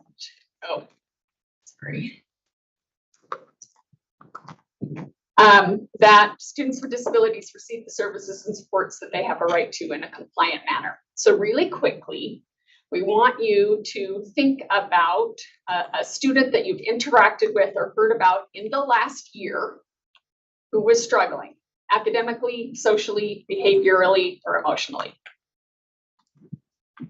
So maybe one of your children or grandchildren, nieces, nephews, neighbors. Okay, so was there anything you or someone else did that made a difference for that student? Just rhetorical. Was there anything you wish you knew that could have made a difference for that student? When you were interacting with that student, were you thinking, oh, geez, if I just had this? So was there any support that you wish you had that you think would have made a difference for that student? Okay, now see that student's face and then think of that student's school experience. Does that student have an IEP? The majority of the students who are struggling in our schools do, or they're learning English as a second language. Okay? So that is what we would like to talk to you about today, the requirements and the opportunities that we have to support students with disabilities. So the federal law related to students with disabilities, as you know, is the Individuals with Disabilities Education Act. This is directly from the Act, which is this information here that says almost 30 years of research and experience is demonstrated. This language was written in 2004. So it is now almost 50 years of research and experience that has demonstrated these three important things. We have to have high expectations for children. We need to ensure their access to the general education curriculum in the regular classroom to meet their developmental goals, the same goals that have been established for all children because the goal of the IDEA is to prepare students with disabilities to live productive, independent adult lives, to contribute, right? So that's why the law exists. 50 years of research has demonstrated that that's what needs to happen. Your rule requires that students with disabilities, to the maximum extent appropriate, are involved in, which we use the word access as the short form, involved in, and for your information, the Supreme Court also uses that word as the short form, okay? To be involved in, to access, and also to make progress in the grade level general education curriculum. So the two important things, the Supreme Court has ruled in two separate watershed cases that students with disabilities not only need to be able to access the core curriculum with services and supports, because the reason IDEA exists is because students with disabilities were not able to access the core curriculum.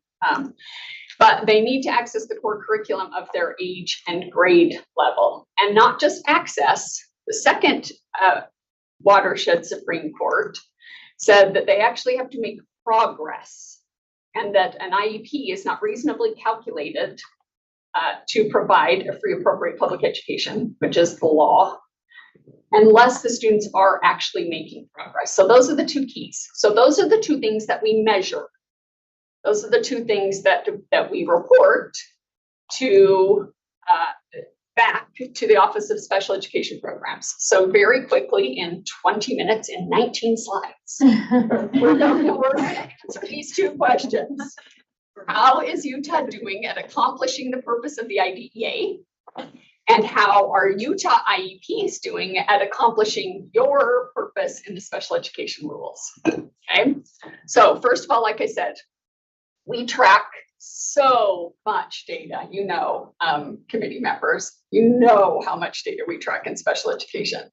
All of that data is available on our website. Okay?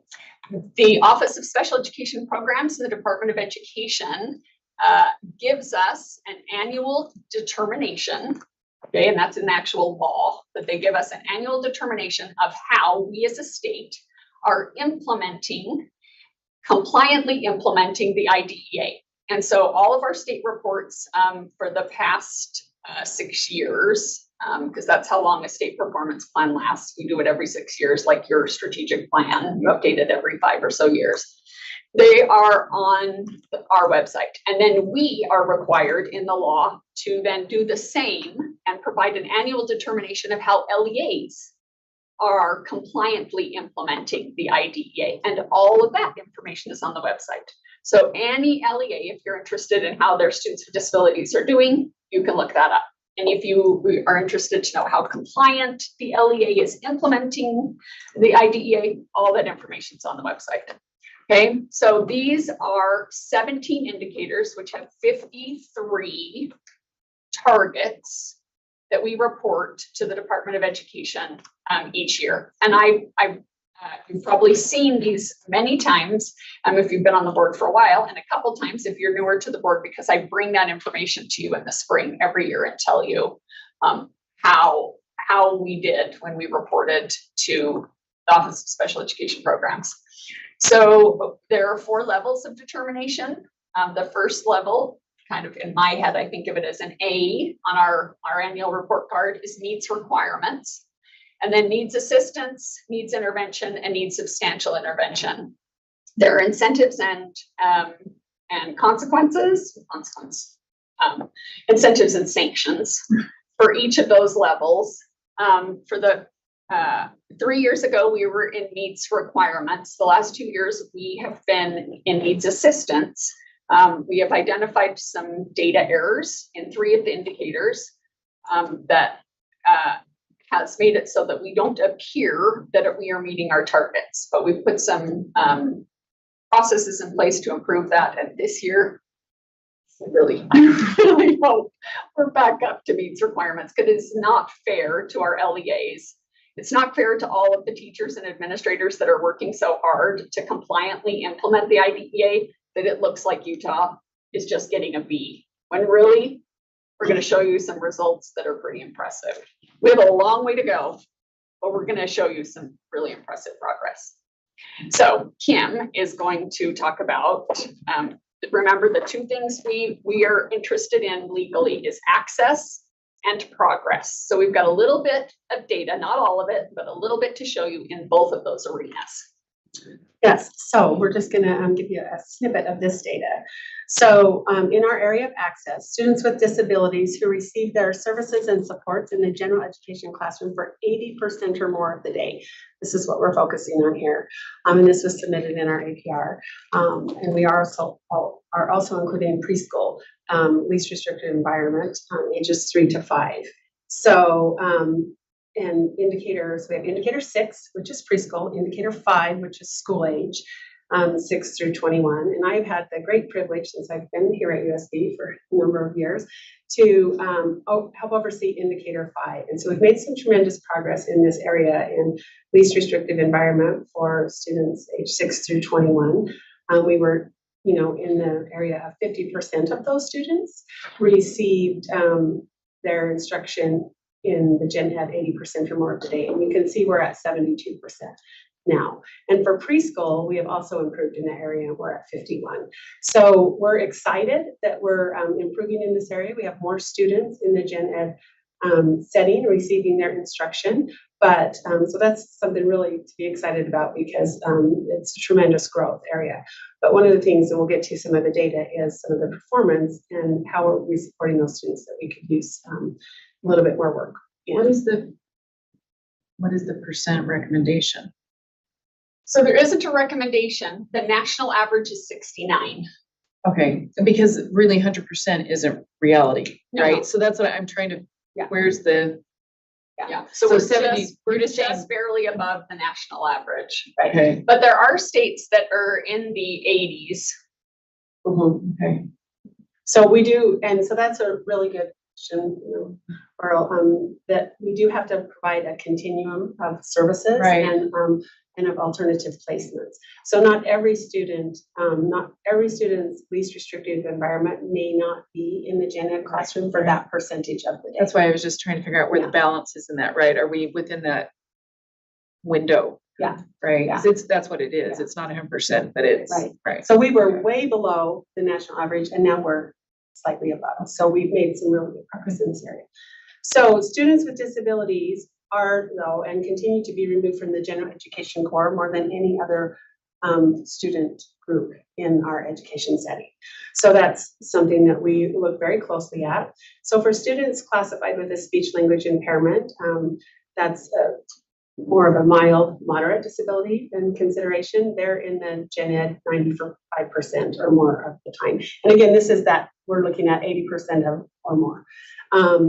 Speech specific learning disability, which is our largest disability category. I think we have about 47% of our students on IEPs that fall into this category of specific learning disability.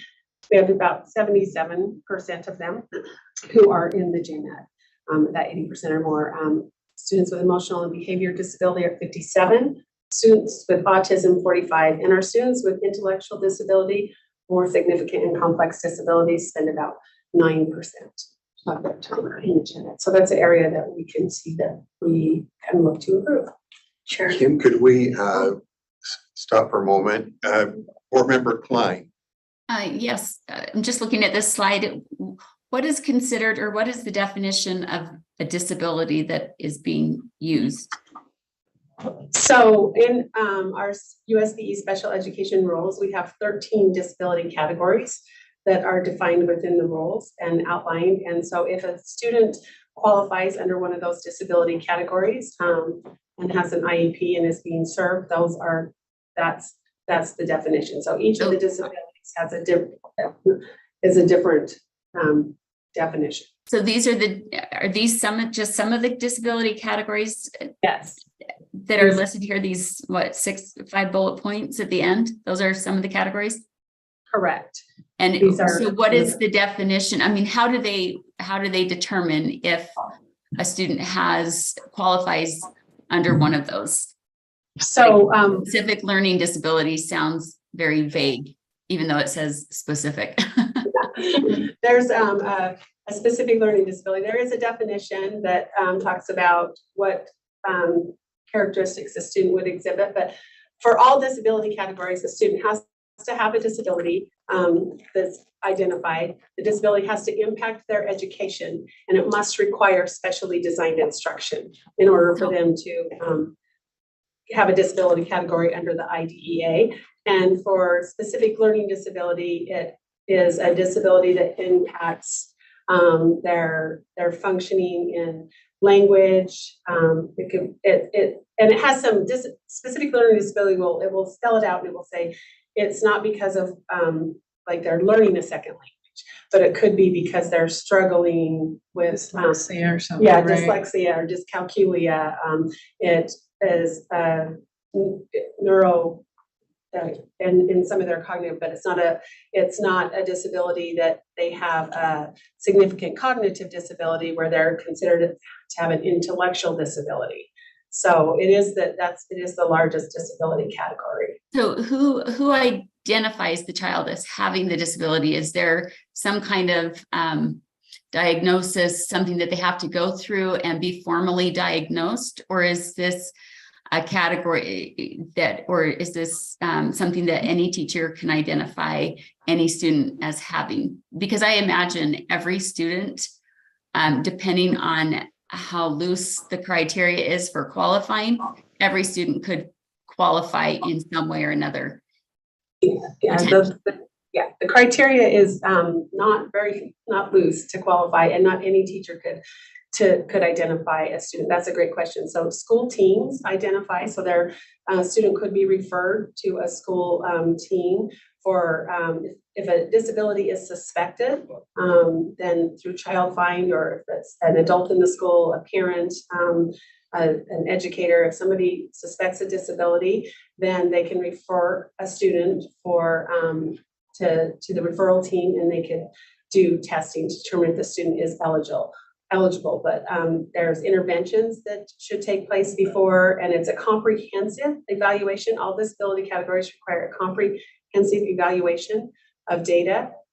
They cannot be determined to have a disability based on one measure, one assessment, or one type of test, and they generally include cognitive assessments, standardized assessments, evidence of school struggle over time. So curriculum-based assessments, end-of-level assessments, behavior observations. It just depends on what the referral question is.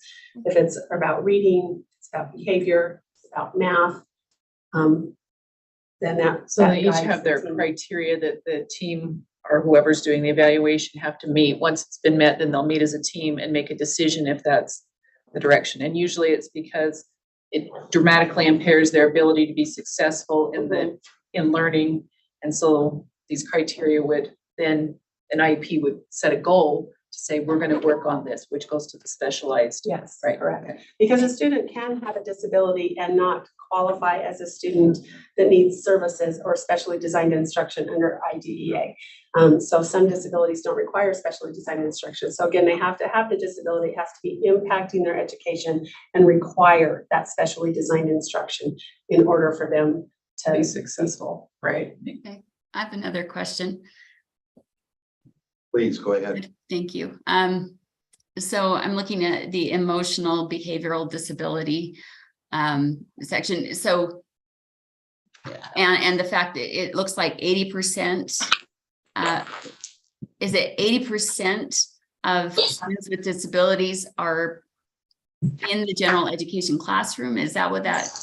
No. What we're saying is that we're looking at, these numbers represent students, the percentage of time students in these disability categories spend 80% or more of their day in the general education classroom. So Okay, for so- students classified as emotional behavior disability, those students, 57% of those students with that disability classification spend 80% or more of their day in the gen ed classroom. Okay, so because they are included in the classroom, this kind of inclusion thing, and they are receiving services and supports in that classroom with the gen ed students, are the gen ed students also receiving those same services and supports because they're in the same classroom? The gen ed students could be receiving some of the supports. They could receive incidental benefit if something is being provided to a student with a disability in the gen ed classroom. But the supports that the students with the disability receive are specific to the student that's outlined on their IEP in light of the student's disability. So specific to help support the student because of their disability. So they're generally not a universal type of a support, but there can be incidental benefit to students without disabilities in the classroom. If there are strategies and accommodations that are implemented in the classroom that are being done to help a student and they also benefit other students, that can happen and does happen. So is the screening process for these disabilities, does that happen before or after a parent is notified? After that, no, none of the screening can occur for a special education referral without parental consent. So if a teacher identifies a student or somebody in the school identifies a student as possibly having a disability of some kind, the parent is first contacted before the student is assessed or diagnosed or anything is put in place. Yes, absolutely. It's in the law. Okay. Here's another question for you. Let's see. Oh, I had it. Where did it go? I wrote it down. So access, as far as access and progress goes, and this goes back to a previous slide, and would it be better to wait till the end or is now okay to ask? Go ahead and ask. Okay. Is the progress based solely on individualized results? Meaning where each kid starts out academically is measured against where they end up academically? Or is that the sole metric of growth used by the state and by IDEA, or are there other metrics for growth reported to the federal government? So that's a really good question. The data that we're looking at today is end of level data, so end of level assessment data. So this is, we're looking at, going to share some more data with you about students that are proficient. But IEPs, we track students' progress on an IEP to see their individual growth. And so that the IEP is the tool that helps measure the students' individual growth. The end of level assessments and the proficiency that we do for all students, we measure where students with disabilities are performing in relation to all students within the LEA and within the state. And then we are required to report that as well. So you assess all students? No, not all students are assessed. Okay. Some students. You just assess the special ed students and then compare with? All students who take the assessment, if they take the regular RISE assessment, or we have some students with disabilities who take our alternative standards assessment, our DLM, dynamic learning maps, we look at outcome, we look at the data for all of that and see where the students are in relation to the students in their LEA and within the state. But not all students are assessed. I mean, some, they have the option like any other student. We have some that opt out. Some students are assessed using the RISE or the same assessment as all the other gen ed students, and then other students take the alternative assessment because they're working on the alternative core standards, because that's what the IEP team determined is best in light of their disability. So I'm not sure if you answered this part, but is that the sole metric that's being used, that sole metric of growth? Is that the sole metric used by the state, by IDEA, or is there other metrics for growth that are reported to the federal government? Well, I don't know if it's reported federal government, but a child on their IEP is going to have goals that at the end of the year, you're going to measure and say, did we achieve these goals? And they could be varied, right? Like it could be returning a note, a response back and forth to parents on the behavior in a classroom. It could be a variety of things, right? Yes. We don't report that. Yeah, so that's not reported Individual out. student, the progress that on individual IEP goals is measured and the courts take that into consideration when they're considering progress. Is the student making progress? We do not report But that could that. be unique, and that's not a state assessment. Completely That's unique to the unique to the student child. and each IEP. And each team, including the parent that Yes. addresses. You couldn't measure that growth against any other No. student and. But you have could any say data. they've grown because they Yes, achieved their yes, goal, right? absolutely. So- So as far as outside of academic, you've got behavioral, you've got emotional metrics that you're taking and reporting? No? Well, each individual student does on the IEP team determines what their goals are and determines how they're going to measure within 1 year's time, how they would achieve their goals. And those goals certainly are academic and functional includes behavioral, it includes emotional, whatever the IEP team determines that the student needs in order to receive a free appropriate public education. And the IEP team, when they determine there's a goal, they're also required by the law to determine how they're going to measure if that student makes progress on that goal. But the progress on those individual goals, we don't see at the state, and we don't report that. But hearing officers, should there be a question about whether or not the student received a free appropriate public education, hearing officers would look at those. So only IEP teams and hearing officers look at that. So are there specific metrics that the federal government requires to be reported for IDEA or IEP? End of level assessments, and that's what we're going to show you now. Okay. Aggregated end of level assessment. Okay. If the student opts out of these assessments, then how do you measure growth? We report to the federal government the percentage of students that opt out. Thank you. Thank you for the questions.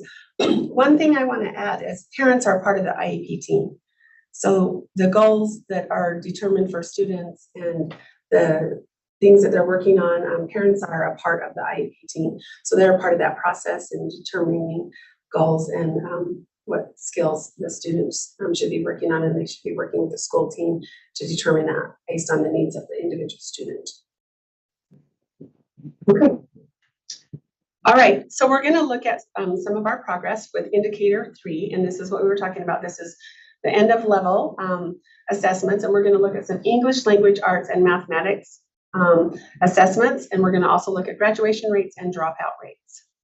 So the first one that we have here is students with disabilities in the gen ed environment. They're the dark blue, and then the line below is the light blue. That is students with disabilities that were not in the gen ed environment and their proficiency rates. And I have on the next slide, this is just the graphic, but I'm just going to show you the numbers because they're easier to read. So this is the same data that was on the slide. So for third grade, students who spend 80% or more of their day in the gen ed classroom, their proficiency rate was, their 26% were proficient in grade 3. And students who spend more of their time outside of the gen ed class, it's 2.3. And then 6th grade, we have 16.3 versus 1.3, and 10th grade, 11.1 versus 2.5. There's some question. No, she did good. All right, okay. So I'm going to go on to now math. Again, here's the graphic. The dark orange is students that spend the majority of their time in the gen ed classroom, and the light is outside of the gen ed classroom, who scored proficient or above on mathematics. And then here are the numbers.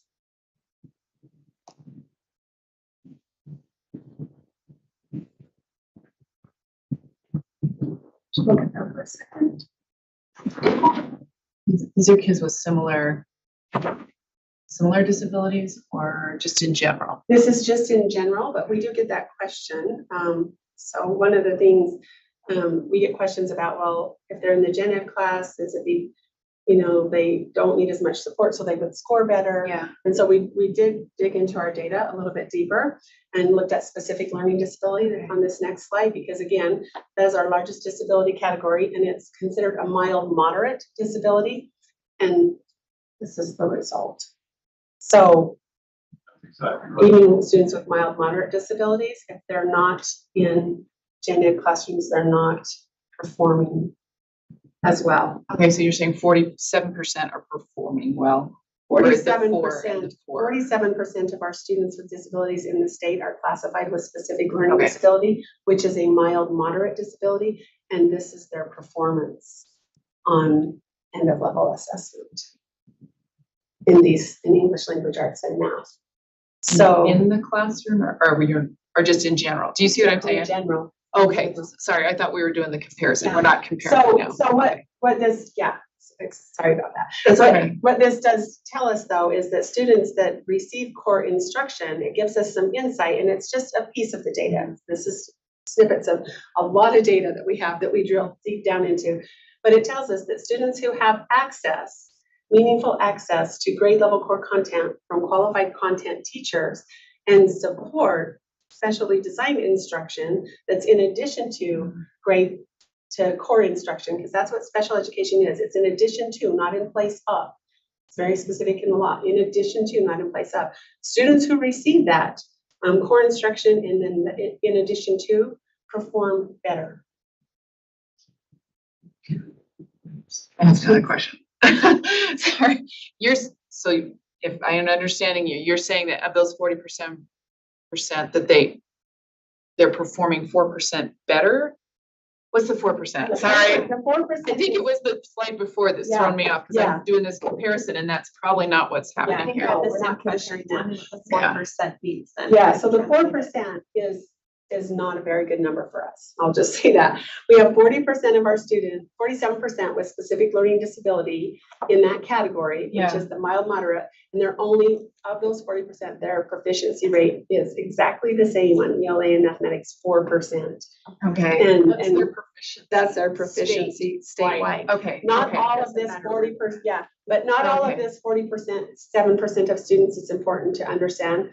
Just because they have a specific learning disability and it's considered mild moderate, not all of this 47% are in the gen ed class 80% or more of the day. Most of them are not, a big percentage of them are not.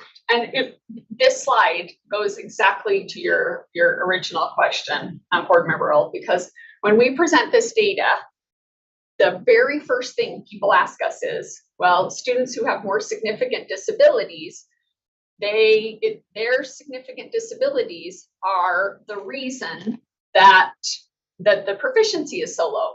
That is not true. In fact, our students with intellectual disabilities perform better on their end of level tests than our students with mild to moderate disabilities. So that prevailing thought that the more intense your disability is, the poorer your achievement is not true. What is true is the more time you spend in general education receiving instruction from a content expert and then additional instruction from the special educator or the related service provider, your proficiency improves. So let me just repeat this back to you, so I understand. So you're saying that it is helpful for a student with, to be in the classroom Exactly, as much as possible. and then to be fortified with Yes. extra helps out. Support, especially Yes, in service fact, I data. love your word. I love Yes. that word, fortified, because there's also a prevailing feeling that if we remove that, because students with disabilities are struggling, if we remove them and teach them separately, that they'll do better. That is not true. 50 years of data has demonstrated that's not true. Exactly what you said is true. They receive their instruction in general ed from a content expert, and then fortification from special education, then we see improvement. Thank you. That's a beautiful word. I haven't ever used that word. Coming from you guys. And just to add to that, our data, our statewide data also supports that. We're not improving the outcomes overall, and we're not closing a gap by these service delivery models that remove students from core instruction from qualified content teachers. So this next slide, So is that content knowledge that's doing the different? I'm just trying, sorry, I'm it's just both thinking content knowledge and content knowledge, pedagogy, pedagogy, as well as supplemental instruction. Peer models. that's what I was just gonna Yep. say. The example, because we're seeing in math that when you take all your higher performing students out, right, and you have low performing math students, we're not seeing the same kind of performance from those, well, from both, right? That we're actually seeing the lower students maintain the lower student level. And yet Exactly. when you have the students that are higher performing, there's an exemplary thing that takes place and they help with the, yeah. So it's And the same thing expectations here. are higher. The Yeah. expectations are also higher. Okay. So is there a model then that we try to? Board Member Klein. Oh, I think, were you asking a question already? Did you want to finish your question? Oh, I'm sorry, I didn't hear you. No, that's okay. I talk quietly sometimes.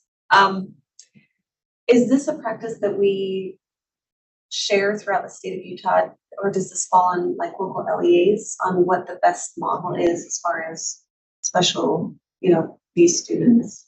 Yes, Isn't and that the yes. inclusion model? Yes, and right? yes. So IEP teams make individual decisions about what students need. And then LEAs figure out logistically how to implement those decisions. And we at the state provide LEAs with professional learning and technical assistance about how to take those IEPs and create structures and provide instruction and provide supports that resemble the data that we have in the research. And next month, I will be sharing some research that we have done specifically in our schools about bright spots, where teams are doing exactly what you're talking about. They take the individual IEP, they think about how can we take these 30 different IEPs, set up our schedule and our classrooms and our entire school system to support those 30 IEPs, but also ensure that those students with disabilities are contributing, are receiving services and supports in general ed and the extra services, and they're receiving high quality services and instruction. And we provide supports to them to be able to help them think about that. And we provide supports to the teachers to know how to do that. And to the administrators, the conferences that we had this summer, though, that was the focus of the conversations that we had with educators this summer. And then again with parents last month was, here's the data, here's the science, here are outcomes that we have, which I'm going to show you right now, outcomes that we have here in Utah. And here are some ways that you could think about setting up your classrooms in your schools to be able to support the needs that students with disabilities have. Does that respond to your question? I have, Go ahead. yes. So we're trying to make sure that these students have qualified instruction. Our regular gen ed teachers qualified or trained in instructing special ed students with disabilities. Thank you for that question. So all educators receive a little bit of supporting students with disabilities and students that learn English, supporting students who struggle in their education programs. They don't receive extensive information, but we here at the State Board of Education and LEAs work at providing educators with information about personalized competency-based learning, about structures and support such as universal design for learning that provides supports to all students. And we also, as do LEAs, provide professional learning to educators about how to support students with disabilities. So coming right out of college, general education teachers have some but little knowledge and skill about providing specially designed instruction, but there are lots of resources available to support general education teachers, and a couple key things are collaboration is an evidence-based practice. When general educators and special educators collaborate, Special educators yes, do when have they the special collaborate, yes, that it makes it exponentially increases the outcomes. And we provide here in Utah, and there's several states, but not all. Here in Utah, we have a co-teaching project where we provide very specific professional learning to teams of general educators and special educators to be able to provide just the supports that board member Earl was talking about. So you mentioned universalized supports within the general ed classroom. So all of the kids are receiving these supports that are geared specifically towards the special ed students that are in the classroom. They're not geared to special ed students. They're Universal supports are Universal supports that design work for for learning certain environments, is a right? way to set up a classroom and a school so that all students have access. Okay, so I've just spoken with teachers that go into certain classrooms, and certain classrooms or teachers have gone so far with this idea that they're treating all students as special ed students. And it appears to people that visit the classroom that it is an entire class of special ed students, when in fact that's not the case, but it is being run like a special ed class as a result of these kind of universalized supports that are being put in place. And so it has the effect of dumbing down the whole class instead of raising the whole class. And so how are we, or what is being done to prevent that from happening? Would that be a misuse of the specialized instruction then? That would be a misuse. And that's not my experience, so I don't know that I can really But speak if to someone that. is, I mean, if there is an educator that Natalie is running across or someone, they could contact you, Yes, right? they And you certainly guys could. could provide assistance with that. Because like that very first slide about the IDEA, Yeah. the very first tenet of the IDEA is high expectations. Yeah. So yeah, you could certainly send us that information or have those teachers talk or those parents talk to us, but that is not our experience. Yeah, because I just, whenever you have somebody in a classroom that has special needs and needs extra supports, it tends to, that child, whether it's, cognitive disabilities or emotional and behavioral abilities, that individual seems to just naturally takes more effort and time of the classroom instructor, the educator, than the other students. And so oftentimes that student then takes away from the rest of the class and keeps other students from being able to progress as quickly as they might otherwise, because the teacher necessarily has to focus more on this student and the level that they're at. And so, I've talked to lots of parents that they're frustrated because their kids are not accelerating and the expectations are actually being lowered in order to accommodate or include this or these few students that need extra supports and help.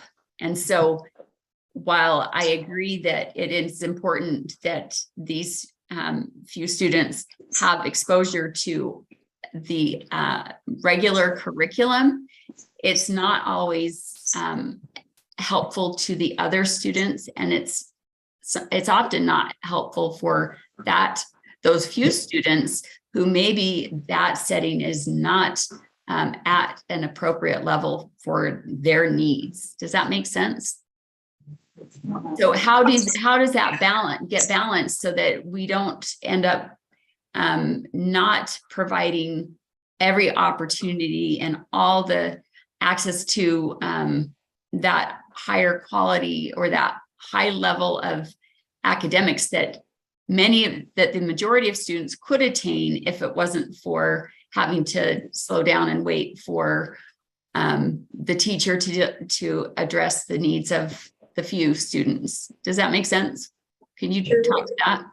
Sure, it'd be helpful if we gave an example of what universally designed instruction looks like compared to SDI. Would that be something that? I don't know if that would be helpful or I not. think it would be very helpful. Yes. Go ahead, Kim. Okay, so just to address a couple of the questions. So thank you for the question and the concern. I've spent a number of years in the space of inclusive practices for students with disabilities. One of the things that I can say is that there's not any research out there that supports that students without disabilities don't perform as well or lose ground academically when students with disabilities are included in their classrooms with the appropriate supports. So may I just interject really quick? I'm just speaking about actual parents that have experienced this with their students. So whether the data shows it or not, it is actually happening and parents are concerned. So maybe we can speak from that perspective. So I'll just tell you what the Utah State Board of Education supports is that if in implementing inclusive practices, that students with disabilities have the appropriate supports in light of their disabilities when they're in a gen ed classroom, so that if they need additional assistance, there might be a paraprofessional or some additional supports in the classroom. And then I just wanted to speak to some universal design for learning components and give some examples. So maybe some of the universal design for learning could be closed captioning that could be up when the teacher's speaking and doing some presentations. So it could benefit all of the students, but it might be intended specifically for a student who has an IEP. Or there could be what we talk about, some of the environmental engineering, how the class is set up. It doesn't impact other students, but it could help support a student that has an IEP and they might be sitting rather at the front of the classroom, or an FM system where the sound is more projected, and it could be for a student who has an hearing impairment, but it also benefits all the other students in the classroom. So the type of universal supports, when we look at those, shouldn't impact students without disabilities in a negative way. They should also be something that could enhance their learning. So those are some of the types of universal versus specific. Something specific might be for a student, if they had a visual impairment, they might have large print, and that's specific to the materials that is prepared for them is in large print, but not all the other students in the classroom would get large print, but that would be specific to their individual disability. So those are kind of some differences between the universal design and something more specific to a student's disability. But what about emotional or behavioral issues? It would depend on the student and what their needs are, what were specific. If the student had a functional behavioral assessment and a behavioral intervention plan, the BIPs, the BIPs that you'll hear a lot about, behavior intervention plans. So many times students with those levels of support needs have behavior intervention plans that the teacher, the gen ed teacher, special ed teacher, and sometimes paraprofessionals that help support are aware of, and they have plans to implement those. And they're so it's really specific to the student. So I couldn't really speak to one. So if you have several students like that in a classroom of gen ed students, and a teacher is trying to manage and continue to teach their academic subject to the rest of the students, but they're constantly interrupted and they have to stop to, implement interventions. How does that not interrupt the flow of the classroom and slow down the progress other students could be making if the teacher wasn't having to deal with those issues? Even though there's supports and there's ways to deal with it, it still takes time and effort away from the classroom instruction when they have to stop to deal with those things or implement those interventions. Correct? Vice Chair Earl, Vice Chair Green, do you mind if I comment really quick? Please go ahead. I just want to say on the bigger picture, I think that I would recommend, Member Klein, if you go into a classroom and you have experienced this, this co-classrooms where we have incredible support and we are supporting all of our students in a way that's evidence-based practice and does not show that the students at different learning abilities are able to are being hindered in any way. Every semester I get emails from the Disability Resource Center telling me that I have students with basically IEPs or learning disabilities. And that does not mean that my students who can accelerate in the class or on a higher level do not do that. I am able to manage that, just as we were discussing earlier, with oftentimes I give more time for them to take online quizzes or things like that. And in the big picture, I just want to mention that this leads me to be thinking about how important our teacher aides and our paraeducators are, and how essential they are to the learning environments for our students, and how we need to put some more emphasis on the importance of those individuals and how they can support our students with need. And then also remembering that IEPs can mean a lot of different things. My nephew has an IEP because he has a speech impediment. And so I think what Member Earl was talking about, I think, was spot on about advocating for the mixed groups of students in the classroom being essential, but also on the big picture, I don't think that we can choose one group of students and say that that one group of students are hindering the education of another.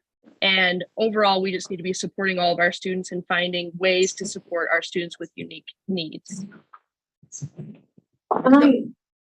Yeah, go ahead. You know, just coming from, I've been in very close proximity to IEPs and on multi levels, like on many different levels. But what I've seen, I feel in one particular instance is a kind of a gold standard on how this works.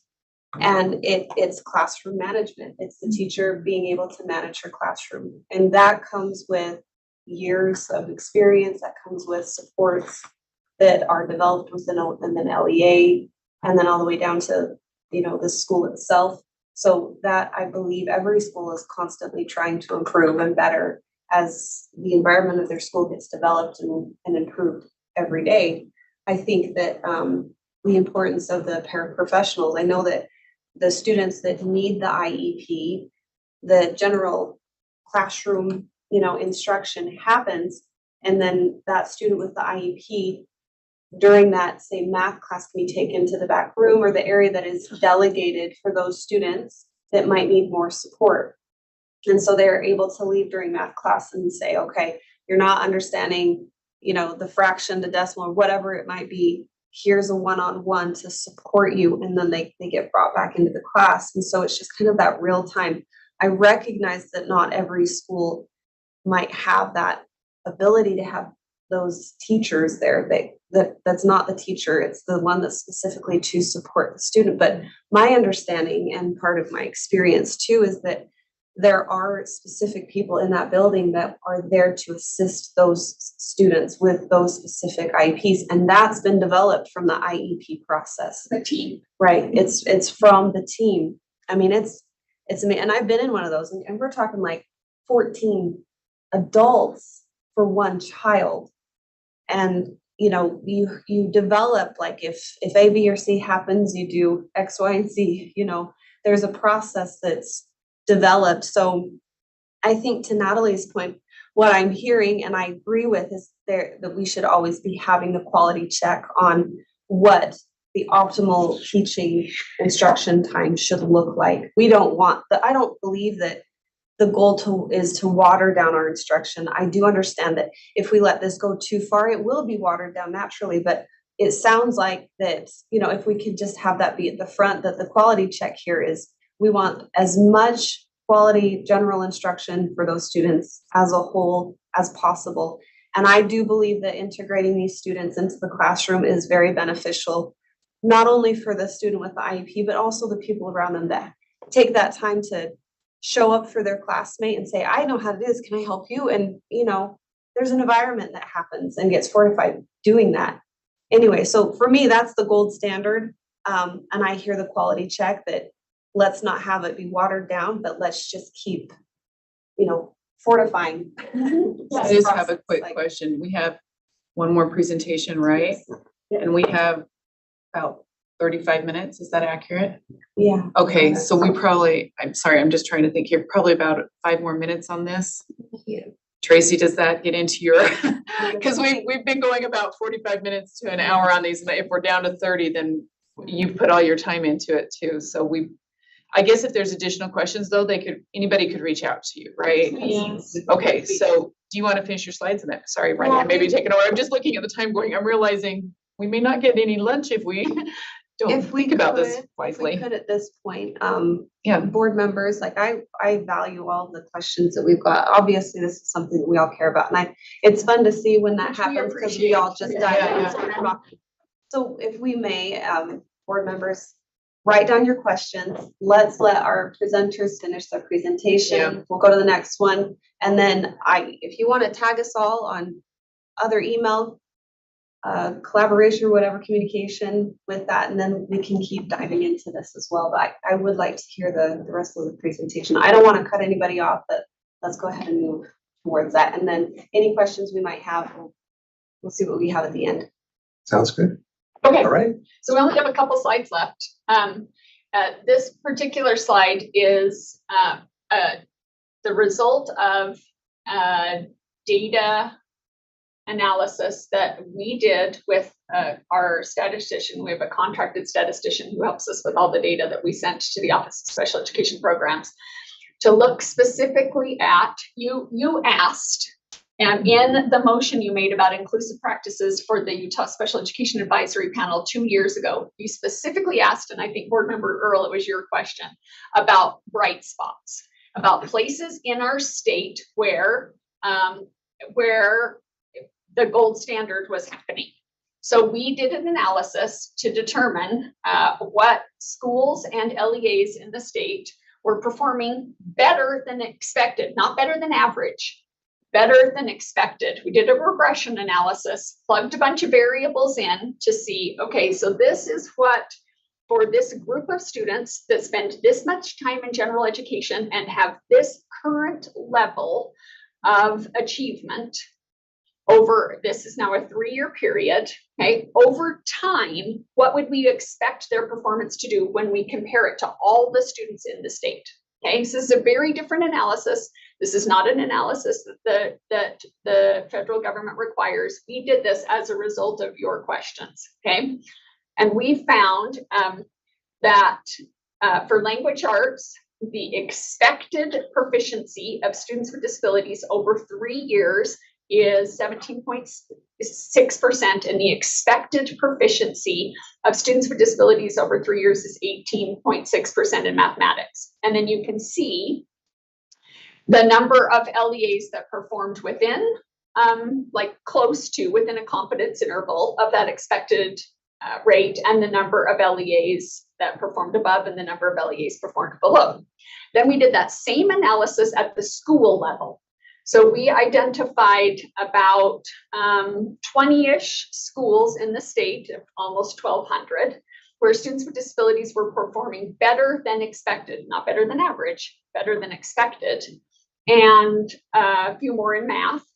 And we have been contacting all of those schools to be able to say, hey, tell me your story. What are you doing? We want to see. I visited some, we visited some, and we have interviewed some, and we have a report that the Utah Education Policy Center will be releasing next week that I should be able to, if they release it next week, I should be able to bring with my report on that directive next month that we're super excited about. So we want you to know that we're looking at the data, not just the way we are required to look at it, but the way that we believe will actually help improve outcomes for students.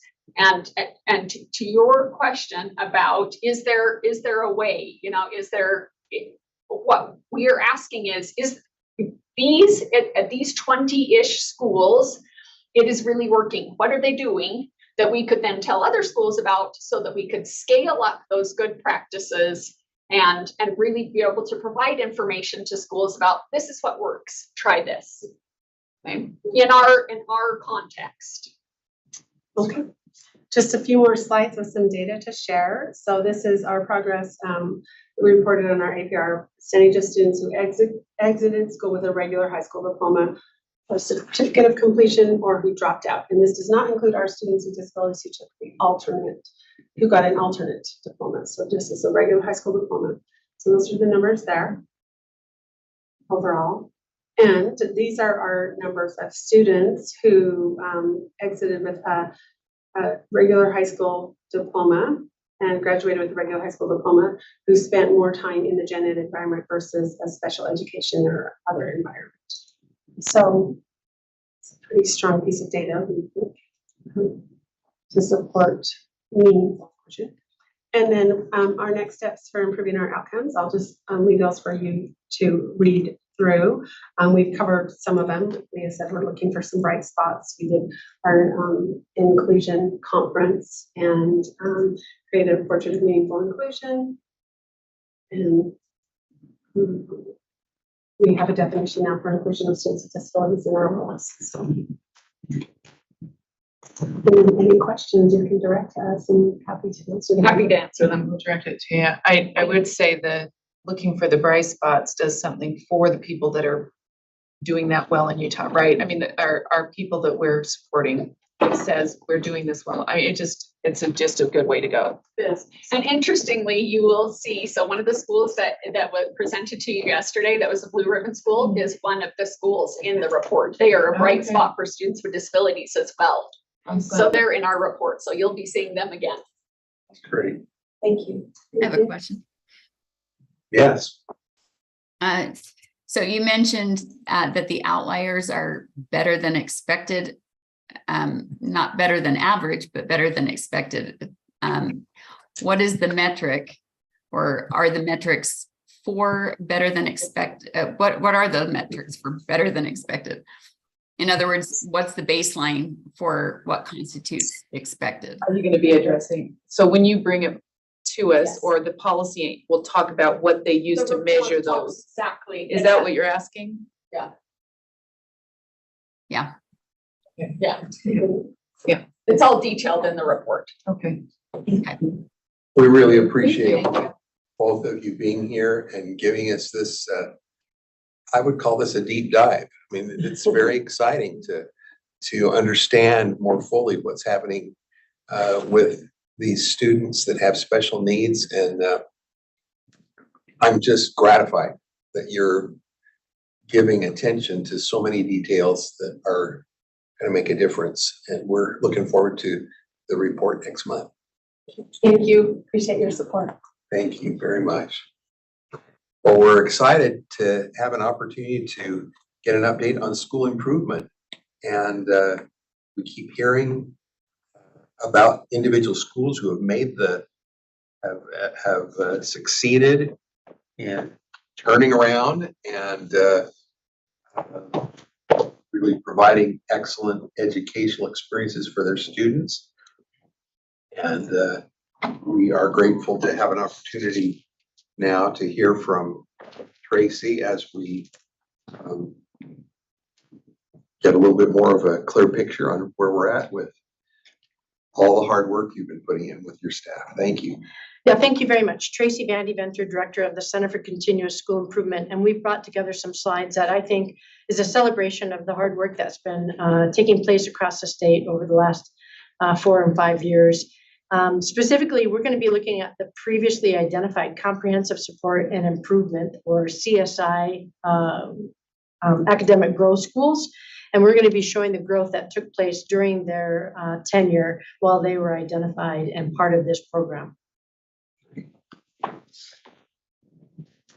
Just to make sure that people have an understanding what it means if you are identified as a comprehensive support and improvement school. In order to be identified, you must be a Title I school. You are identified based on a 3-year average. And when you take that 3-year average, your school as a whole would be performing in the lowest 5% of Title I schools when those schools are ranked. And then there are indicators, and Board Member Klein, I know you had a question earlier about the weight and the different breakdown of the different indicators or points that are used to identify schools' performance. And the top 4 are specific to all schools. So achievement is 56 points that a school could get, and growth of the whole school is 56 additional points. WIDA growth, if your school has 10 or more students who are learning English, they would have the opportunity to have 13 additional points as part of that school total. And then the growth of the lowest 25% of students in your school, their growth counts for an additional 25 points. So in that case, if you have a student who in a previous year had performed at a much lower rate, and as you look at their performance at the school they're in, a student's potentially their growth could count twice. They would count in the growth of the lowest 25% as well as growth for the entire school. The bottom 3 are specific to the high schools. So not only do high schools have the top 4, but they also have the additional character or indicators listed there. Altogether, they are listed as part of the high school proficiency or high school performance, but 25 points are the graduation rate of that school. 25 points is applied to the ACT performance if they received a score of an 18 or above. And then 25 points are allotted for advanced coursework, as Assistant Superintendent Nielsen had mentioned, could be AP, concurrent enrollment, or also success in, a focused CTE course, for instance. Here's what that breakdown of points looks when you're looking at it as far as the percent of the total number of points. Again, if you don't have 10 or more students, then the English learner progress or reader progress would be taken out of that pie and would not be included. Both of these examples have that English learner progress as an example. But you can see proficiency in the elementary is 37%. But if you look at the high school, for instance, because of those additional high school indicators, it actually is 25% of the high school's performance. And then you can see what I really appreciate about the work that Utah has is we really emphasize and prioritize and I think celebrate growth, our students learning. And I think that's important as we continue to work with schools in all settings, that the more that we continue to make sure our students are making adequate growth or above average growth, the better off everyone is. And I think that that proficiency number will continue to improve as a result of that focus. Today, I'm going to be showing you the 2018 CSI or Comprehensive Support and Improvement scores. This is a very tiny little image, and I'm going to show you each one of these in a bigger screen. But this is overall all of the schools. This is all of the schools that were identified in 2018, just to give you kind of a quick glance when they're side by side. But I'm going to go ahead now and show you each of the schools that were identified in 2018, what their performance was over time. Before I get in, I want to show the average, because I said earlier that in order to be a CSI school, you had to be a Title I school. So this is the average from the state over the same span of time. And this is the Title I average for all schools that were Title I during that period of time. And if you look here, the first 3 years, 2015, 2016, 2017, those first 3 points is before a school was identified, but those 3 points is what was used to identify a school, because we talked about that 3-year average. No, the average is in red. The average is the bar on top, the red bar, Okay. right? And thanks for bringing that up. The blue bar is actually, and it might make sense here for our first school, for instance, Academy Park Elementary in Granite. The blue bar is the exit criteria that they had to reach in order to exit in their 4th year of identification. So we've drawn that blue line to show you what the goal was for them to be able to exit. They didn't know what that exit line was going to be, because the criteria for this group was that they had to perform above the lowest 15% of all Title I schools. And that bar was at 40.47% of the points out of the points possible. So again, if you go back to the previous number of points, what you would do is you'd take the number of points the school received and you'd compare that to the number of points that were possible. And then they get a percentile or percentage of the points that they received. And in that blue bar, it was at 40.47 points out of all points that were possible. Okay. So here you can see Academy Park. And again, the first three data lines or data points are the points that were used that led them to be identified as performing in the lowest 5%. And 2018 is the identification year, and then they had 4 additional years to continue working.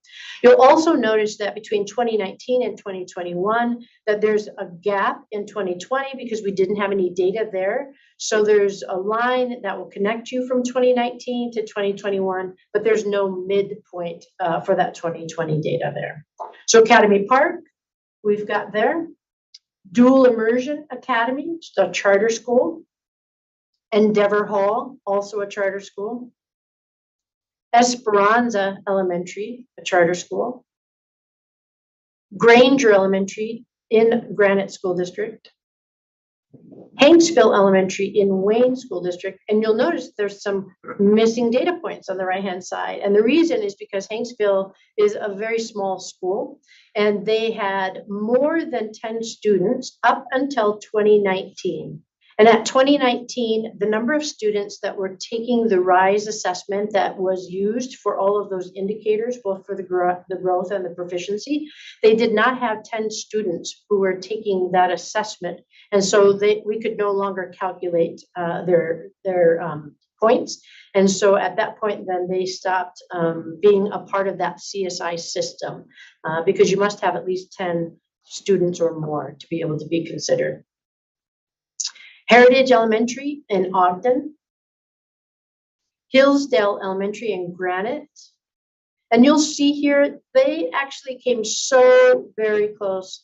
They had 40.13% of the points, and they needed 40.47. It was a blow. They came very close. Jackling Elementary in Granite School District, and Jackling actually did not exit the 2018 cohort, and they were also re-identified for the current CSI program. Emlyn Benyon Elementary, they did exit, and this is a very unique school. They exited based on the criteria of performing above the lowest 15%, but when you look at the average of the last 3 data points, they also were re-identified because they performed below the lowest 5% when we rank the students with all 3 years combined. Meadowlark Elementary in Salt Lake. Roosevelt Elementary, which became Olene Walker Elementary mid-year through the process. Pacific Heritage Academy, a charter. Park Elementary in Nebo. Rose Park Elementary in Salt Lake. South Kearns Elementary in Granite. Westlake Junior High in Granite.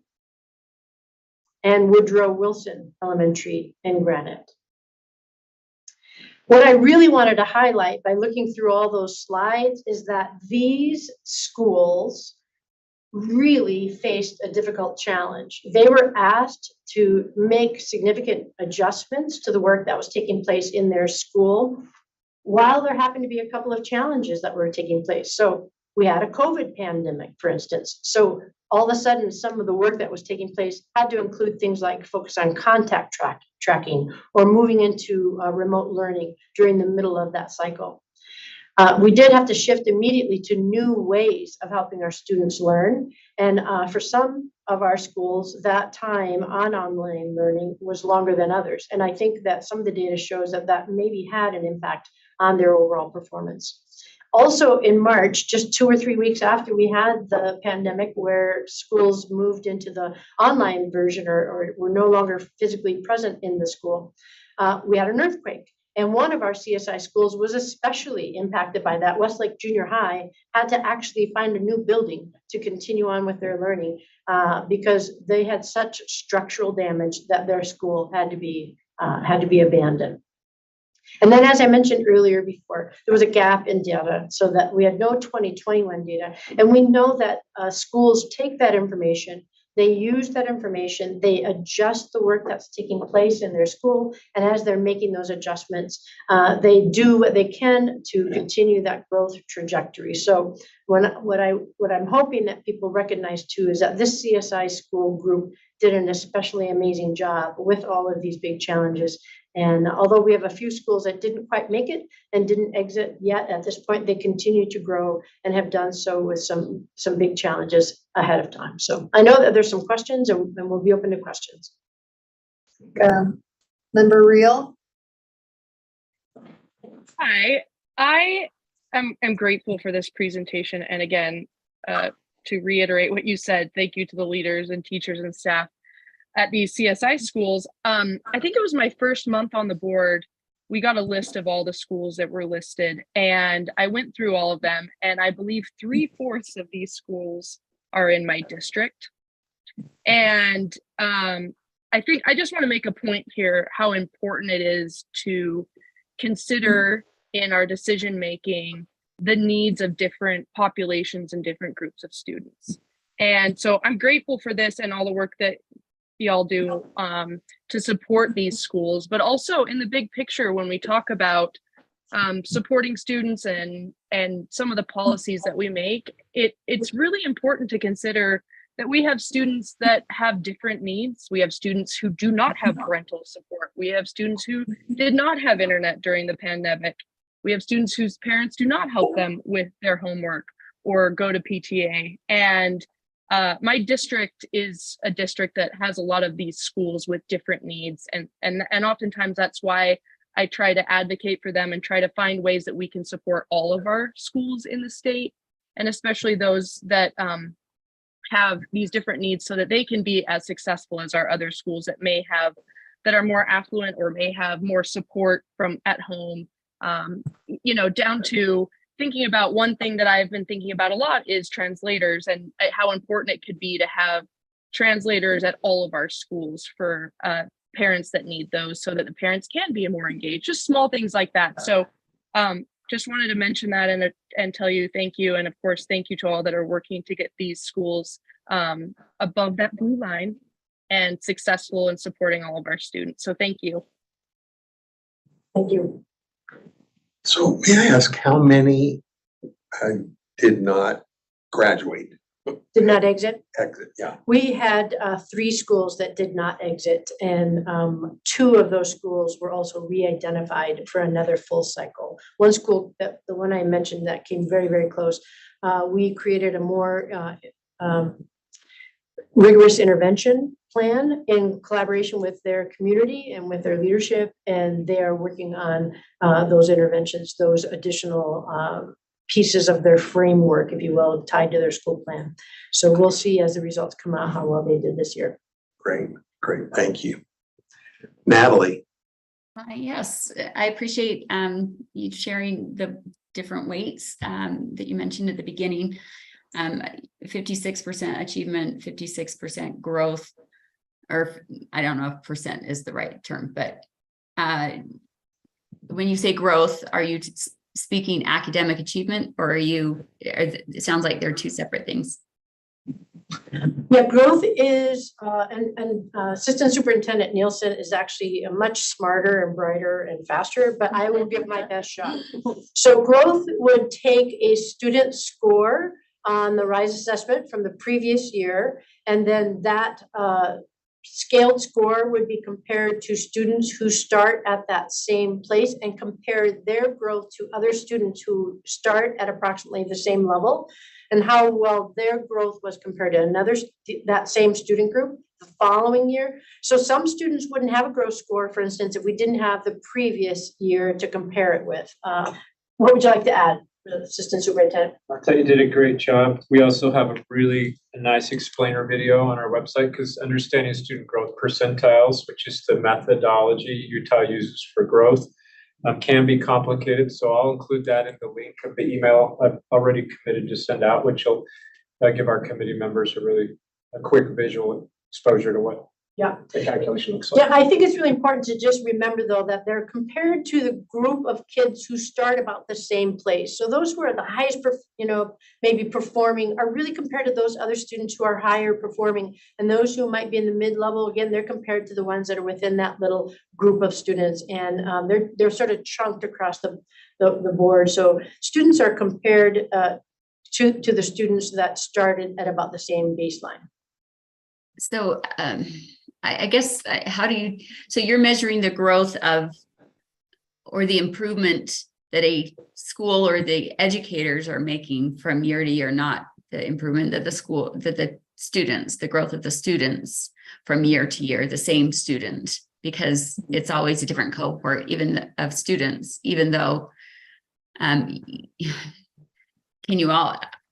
do the students always, I just don't see it. You may just have a brighter group of students from one year than another year. How can you tell if that's actually, the growth is actually because the school is doing something different or better? Then you just end up having a cohort of students that are maybe brighter and quicker, or that it's not some other variable that is being factored in there. Is it just kind of a guess? It sounds like a little bit of a shot in the dark and guesswork. Yeah, let me take a stab at that. And again, the explainer video I'll show will really highlight the details of this. But if we use an example of, let's say everyone in this room is in the same third grade language arts class, and we all test and think of when we calculate student growth percentiles, it's not just the class, it's the whole state. So 50,000 students. We all take the third grade ELA test, and we all get a scale score, which is a very specific score, not just a proficiency of 3, 4, 2, or 1. We get, let's say I get a 275. Tracy gets a 295, so she did much better than I did, but Patty got a 275. We're the same. Now we're in a bucket, a cohort, across the entire state of third grade students for ELA. The next year, we all take the fourth grade ELA test. We're using that cohort. So Patty and I would be in the same bucket. Tracy and I wouldn't be in the same bucket. So my student growth percentile isn't calculated using her at all. Everybody that got the 275, now we compare our scores. We just lay them out on a scale, not on a percentile for fourth grade. And let's say Patty now got the top score of the full cohort, and I got the lowest of that cohort in fourth grade. I'm at the 1 percentile, so my student growth percentile is 1. Patty's is 99. And then, so it starts at the student level, board member Klein. The student growth percentile is really to show a student and their parent how much growth did your student make compared to their peers in that academic, very specific academic content from previous year. And then we take that and you aggregate it into what's called median growth percentiles, to determine, it's the same thing that as you talked about with the effective teachers in high poverty schools yesterday, that MGP of 70 in the rule, that's the median growth percentile. So teachers who have a class at the end of the year and their class average is 70, their student growth percentile for each, they aggregate those in and average them. And if it's a 70 or higher, we've determined by rule and state code that teacher is effective, highly effective, and they receive additional funding based on that. That's the process, that's the mechanism we're using to try to identify for schools at a bigger level, again, at a school level, how effective is that school being on helping students to grow and learn during an academic year on a very specific set of standards measured by the same test and then laid across the same scale score. Okay, so all of this is based on the school improvement and whether they are able to exit is based on how well they do on the assessment. Are there other variables factored in besides the assessment on whether or not a school can exit? So the elementary schools, it's based on the achievement, which is based on RISE. So this would be elementary, middle school, and junior high. So this would be based on the RISE proficiency, and you would look at each grade level, and you would look at the math, science, and ELA. So just assessment. Yeah, just assessment. and the English language learner growth if you have more than 10 students in your school. Okay. And then for the high school, you see those 3 additional items of graduation rate, ACT, and advanced coursework success as well. Okay, is there a difference? You said CSI is comprehensive support and improvement. Is that different than continuous school improvement? Or has the acronym, the terms for the acronym changed? It maybe was misprinted or mistyped, but it's always been comprehensive support and improvement. That's the federal definition. And a lot of times because we are the Center for Continuous School Improvement, I think people combine that, but comprehensive support and improvement is likely what they're referring to if they use that term continuous school improvement. Okay, so that's your department name, Continuous School Improvement. Yeah. And you take care of comprehensive support and improvement, but in ESSA, they call it comprehensive supports and intervention. Is that different? I'd have to pull up the ESSA plan to make sure, but I thought in the ESSA plan it was listed as comprehensive support and improvement. Nope, it's comprehensive supports and interventions. So All right, I'm just then. wondering if our acronym is morphing. Yeah. And Yeah, very good. it's We'll look at concerning that. to me. It's a good point. We will double check and make some changes then if the ESSA plan has made some adjustments to that. Thank you. So I'm certainly not advocating for that change from continuous school improvement or comprehensive support and improvement to comprehensive supports and intervention. I think that's not. Yeah. If intervention is becoming synonymous with improvement, then I take issue with that. And if you don't mind, Board Member Klein, I want to just thank you for that because also our federal government talks about graduation as when we have a CSI school that's low graduation, and we've actually referred to them as graduation growth. Same for low performance, that's the federal definition, and we refer to that as academic growth because we believe that growth is the most important way for us to focus on making sure all of our students, each and every one of our students are learning. Okay, so is any of this incorporating comprehensive interventions and what are the comprehensive supports that are being put into for this? Our group works with a variety of different sections within USBE to make sure that the schools receive as much support, not only from USBE, but also from their LEA. We provide in the first year of identification what's called a comprehensive needs assessment or root cause analysis, where we provide outside visitors who come and provide an additional review of the way that the school is providing instruction and support for their students. They take that report that's given that very first year and they create a school plan that they're going to be following for the next 3 years because they have a 4-year window for them to be able to exit. And depending on what the school goals are, then we work to make sure that they have access to as many resources, professional learning possibly, also in coaching, and we do our best to make sure that they have what they would need, trying to find that just right balance where we're not, interfering with their work, but providing resources as they seem to request. Thank you. It seems to me from previous documents that have come through when we've been looking at schools and that are trying to exit and their plans that they've written up that we've been able to look over that it involves a lot more, like the recommendations from USBE to the school involves a lot more than just academic support, but cultural type of things and social emotional learning and these other areas. Can you speak to that? Because from what you're saying, or what you've said in this presentation, that it's all focused on academic achievement. But from those other plans that I remember looking at, it looks like it goes far beyond into the areas of supports and interventions and cultural transformation. Can you speak to that?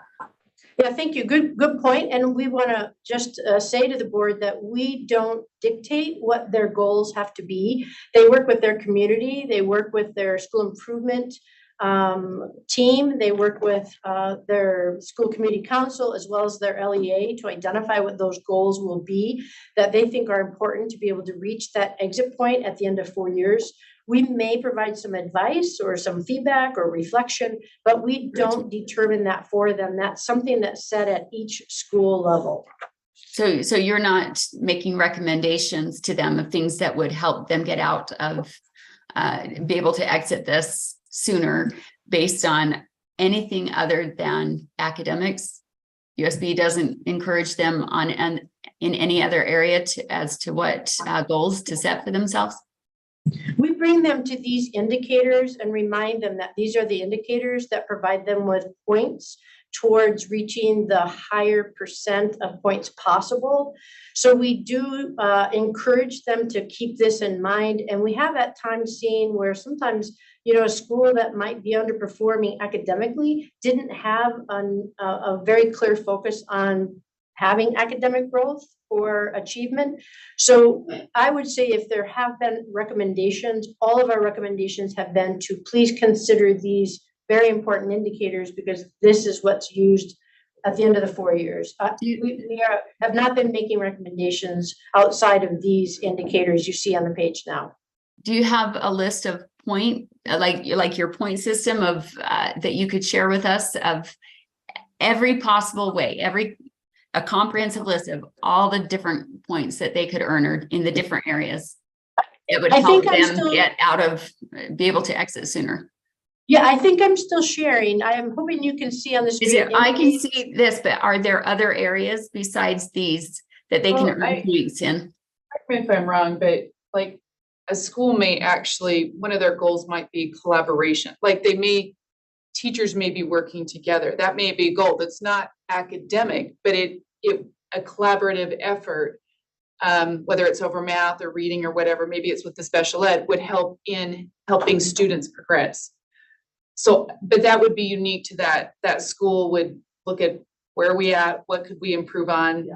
They may have recommendations. So there could be a variety of type of strategies that they would try. Do they get points for that? No, they get points for that, but it would help. It's going to help with the academic outcome when you have your teachers working together. But I'm wondering what other things can they possibly earn points for besides those that we see on here that are geared towards academics?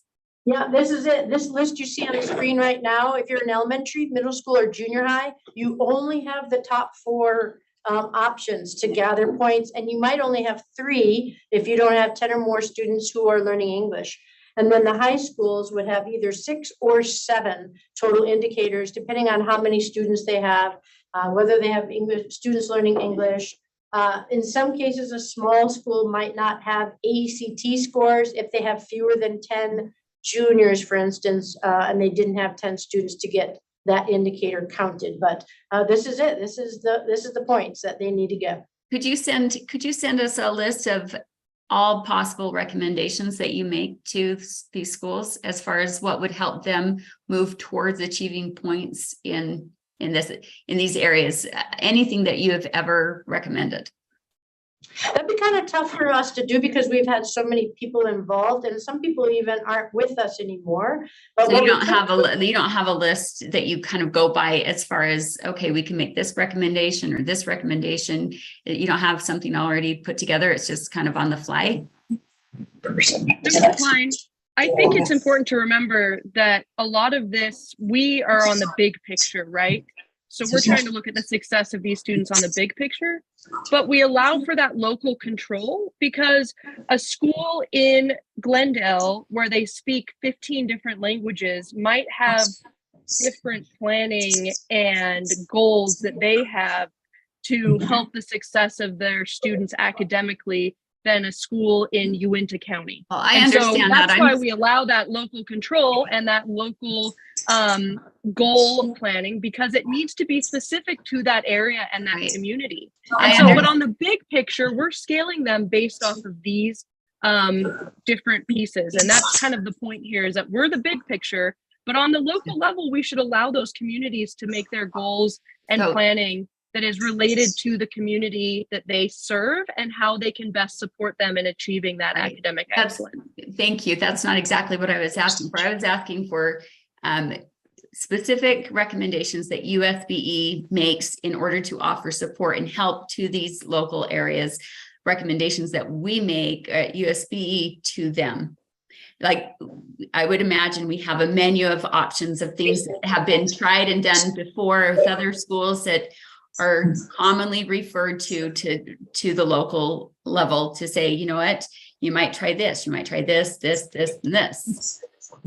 Is there a list of sorts that you go by to help you decide what recommendations to make to any given school?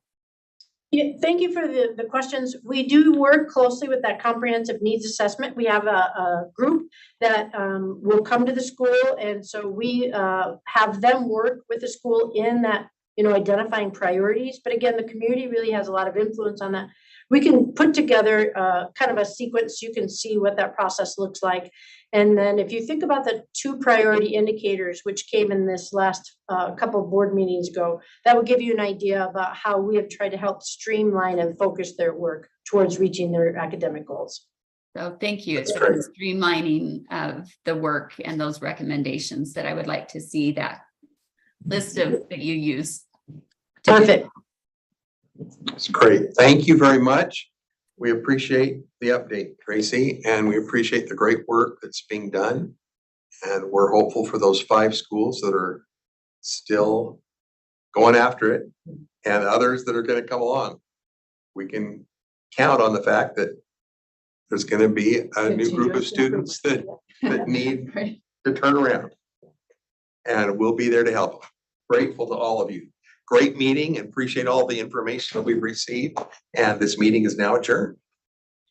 Thank you. Thank you.